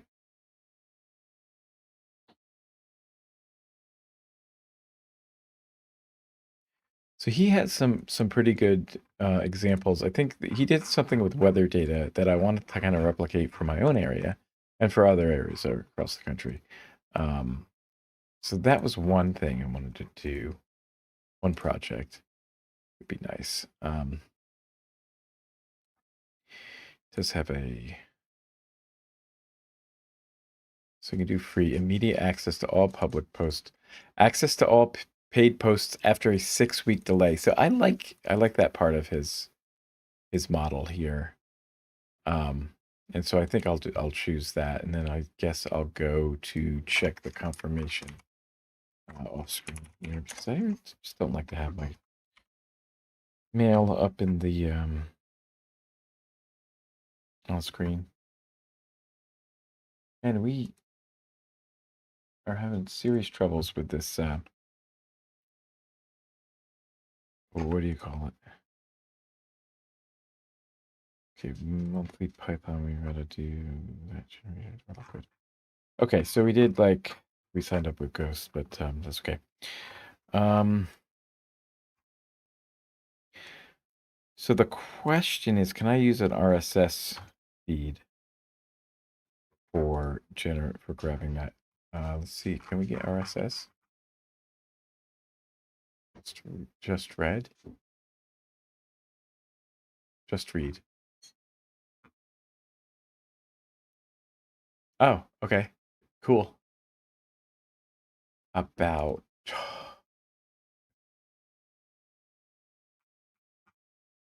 is there like can you just get like feed? Yeah, okay. That's it. The RSS feed. And so I need to go back over to simple RSS and then I need to add one. So I have one here, and the name of this is going to be mostly Python. And the URL is this. The type is generic, and the path. So this is, yeah, so do I have an RSS thing? I think, I guess that's where I should put it. Oh, inbox/RSS. The template. The thing is, it's gonna come in. The article's gonna come in, and I'm not gonna have access to it. I don't think. And it's gonna prompt me to like log in. But it will be a way to prompt me to read his thing, or I don't know. The feed type, name, channel ID.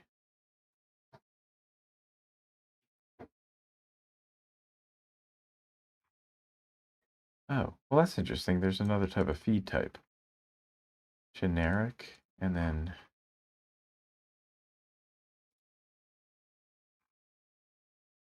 I need to figure out how this works, actually. Okay. And then one of these is the RSS.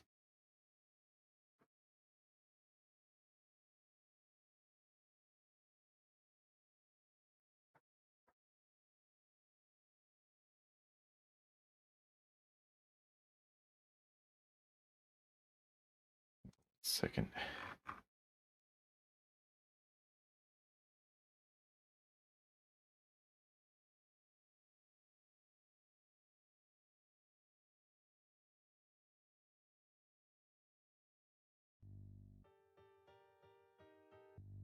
There we go.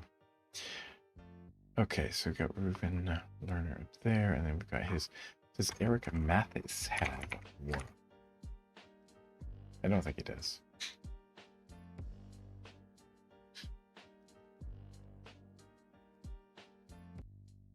Wait, that's him though, isn't it? Hi, I'm Eric Mathis. I'm best known in the Python community as the author of Python Crash Course. Oh, Data Professor is doing this. My Okay. hero's advice would be that you don't have to learn everything all at once. Bioinformatics, teaching. Okay.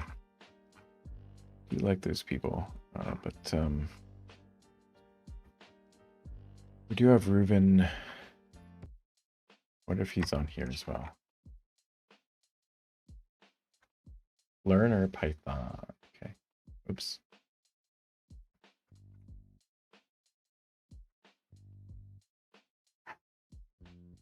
Yeah, we'll follow him on there. Okay, so that's good. Let's wrap up here because it is just about 4 o'clock, so should nail it down. Why you need projects and a portfolio website. So we'll pick this back up on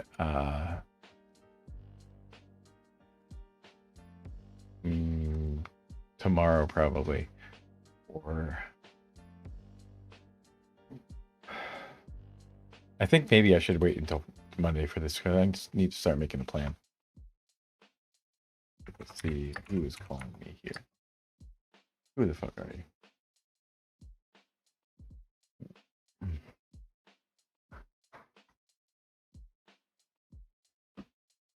Oh, we screen your calls. Okay. So I think for tomorrow, the big day, I think I should just set an intention for tomorrow already. I think that we're ready. We want to plan. The main thing is that what I want to do is let's actually bring this up over here. So today was to explore data analyst requirements. And then tomorrow, I think what we're going to do is to identify companies that I want to work for. So I'm not sure how long I'm going to go tomorrow. It's at least going to be till 3. So we're going to go and we're going to search and identify companies.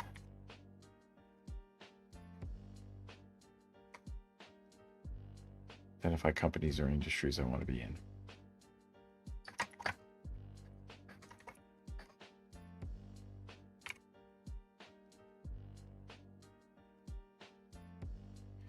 Then at a core work, that's what we'll do tomorrow. That'll be the intention for tomorrow.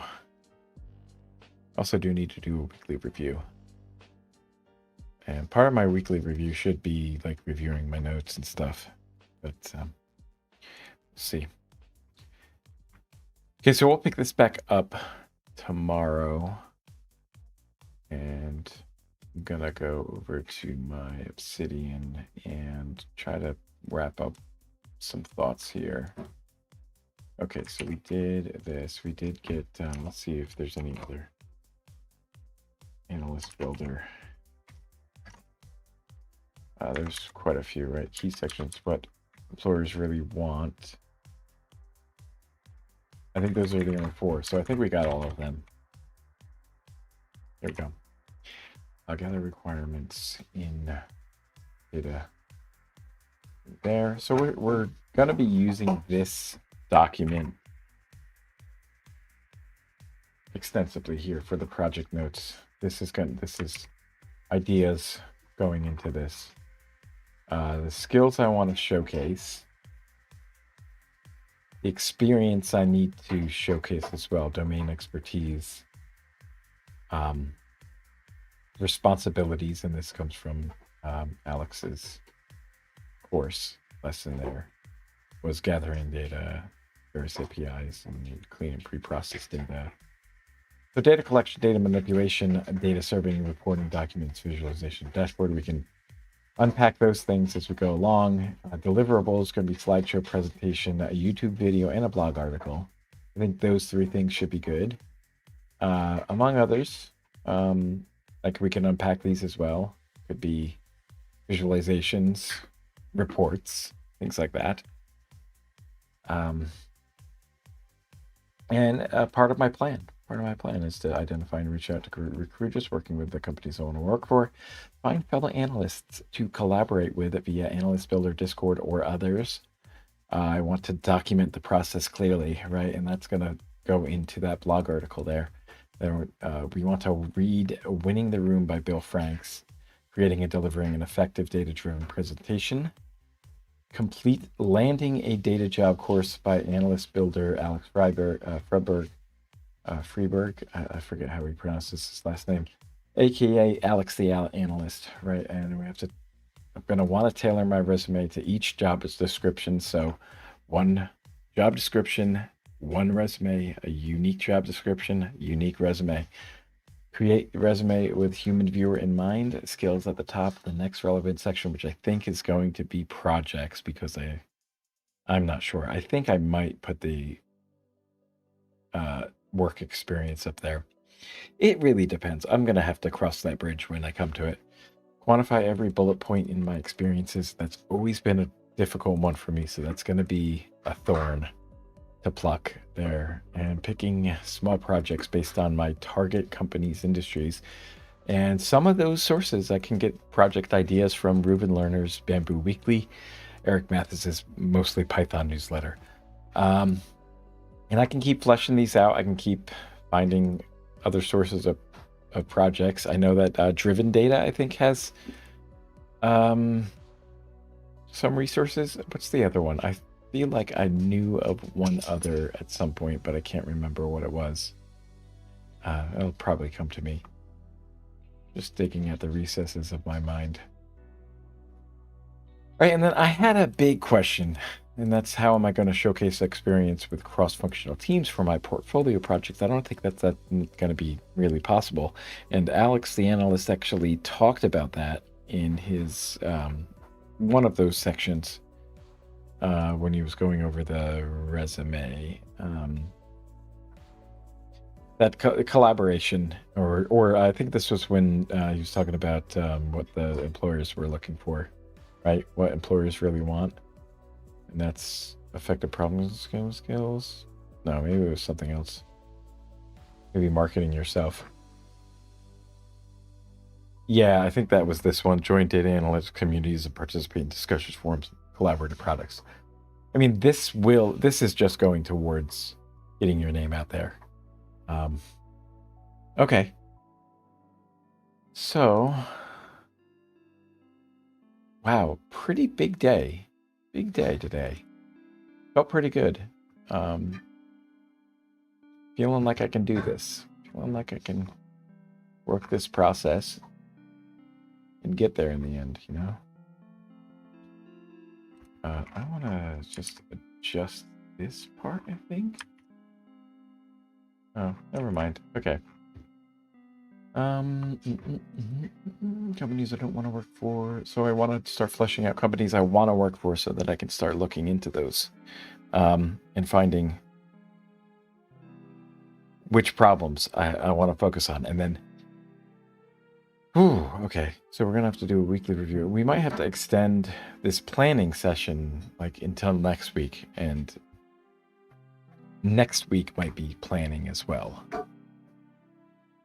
But good start. I really feel like a lot better than I did on Tuesday. So,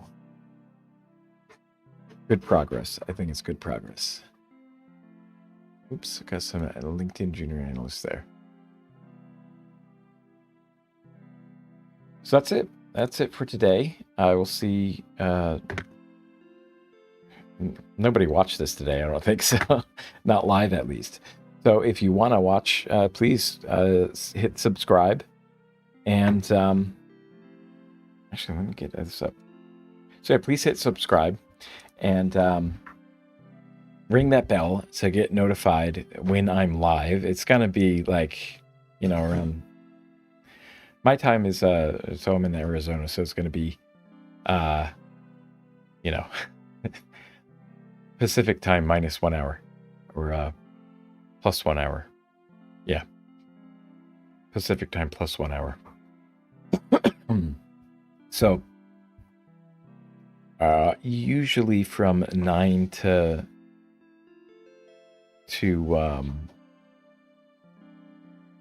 what time?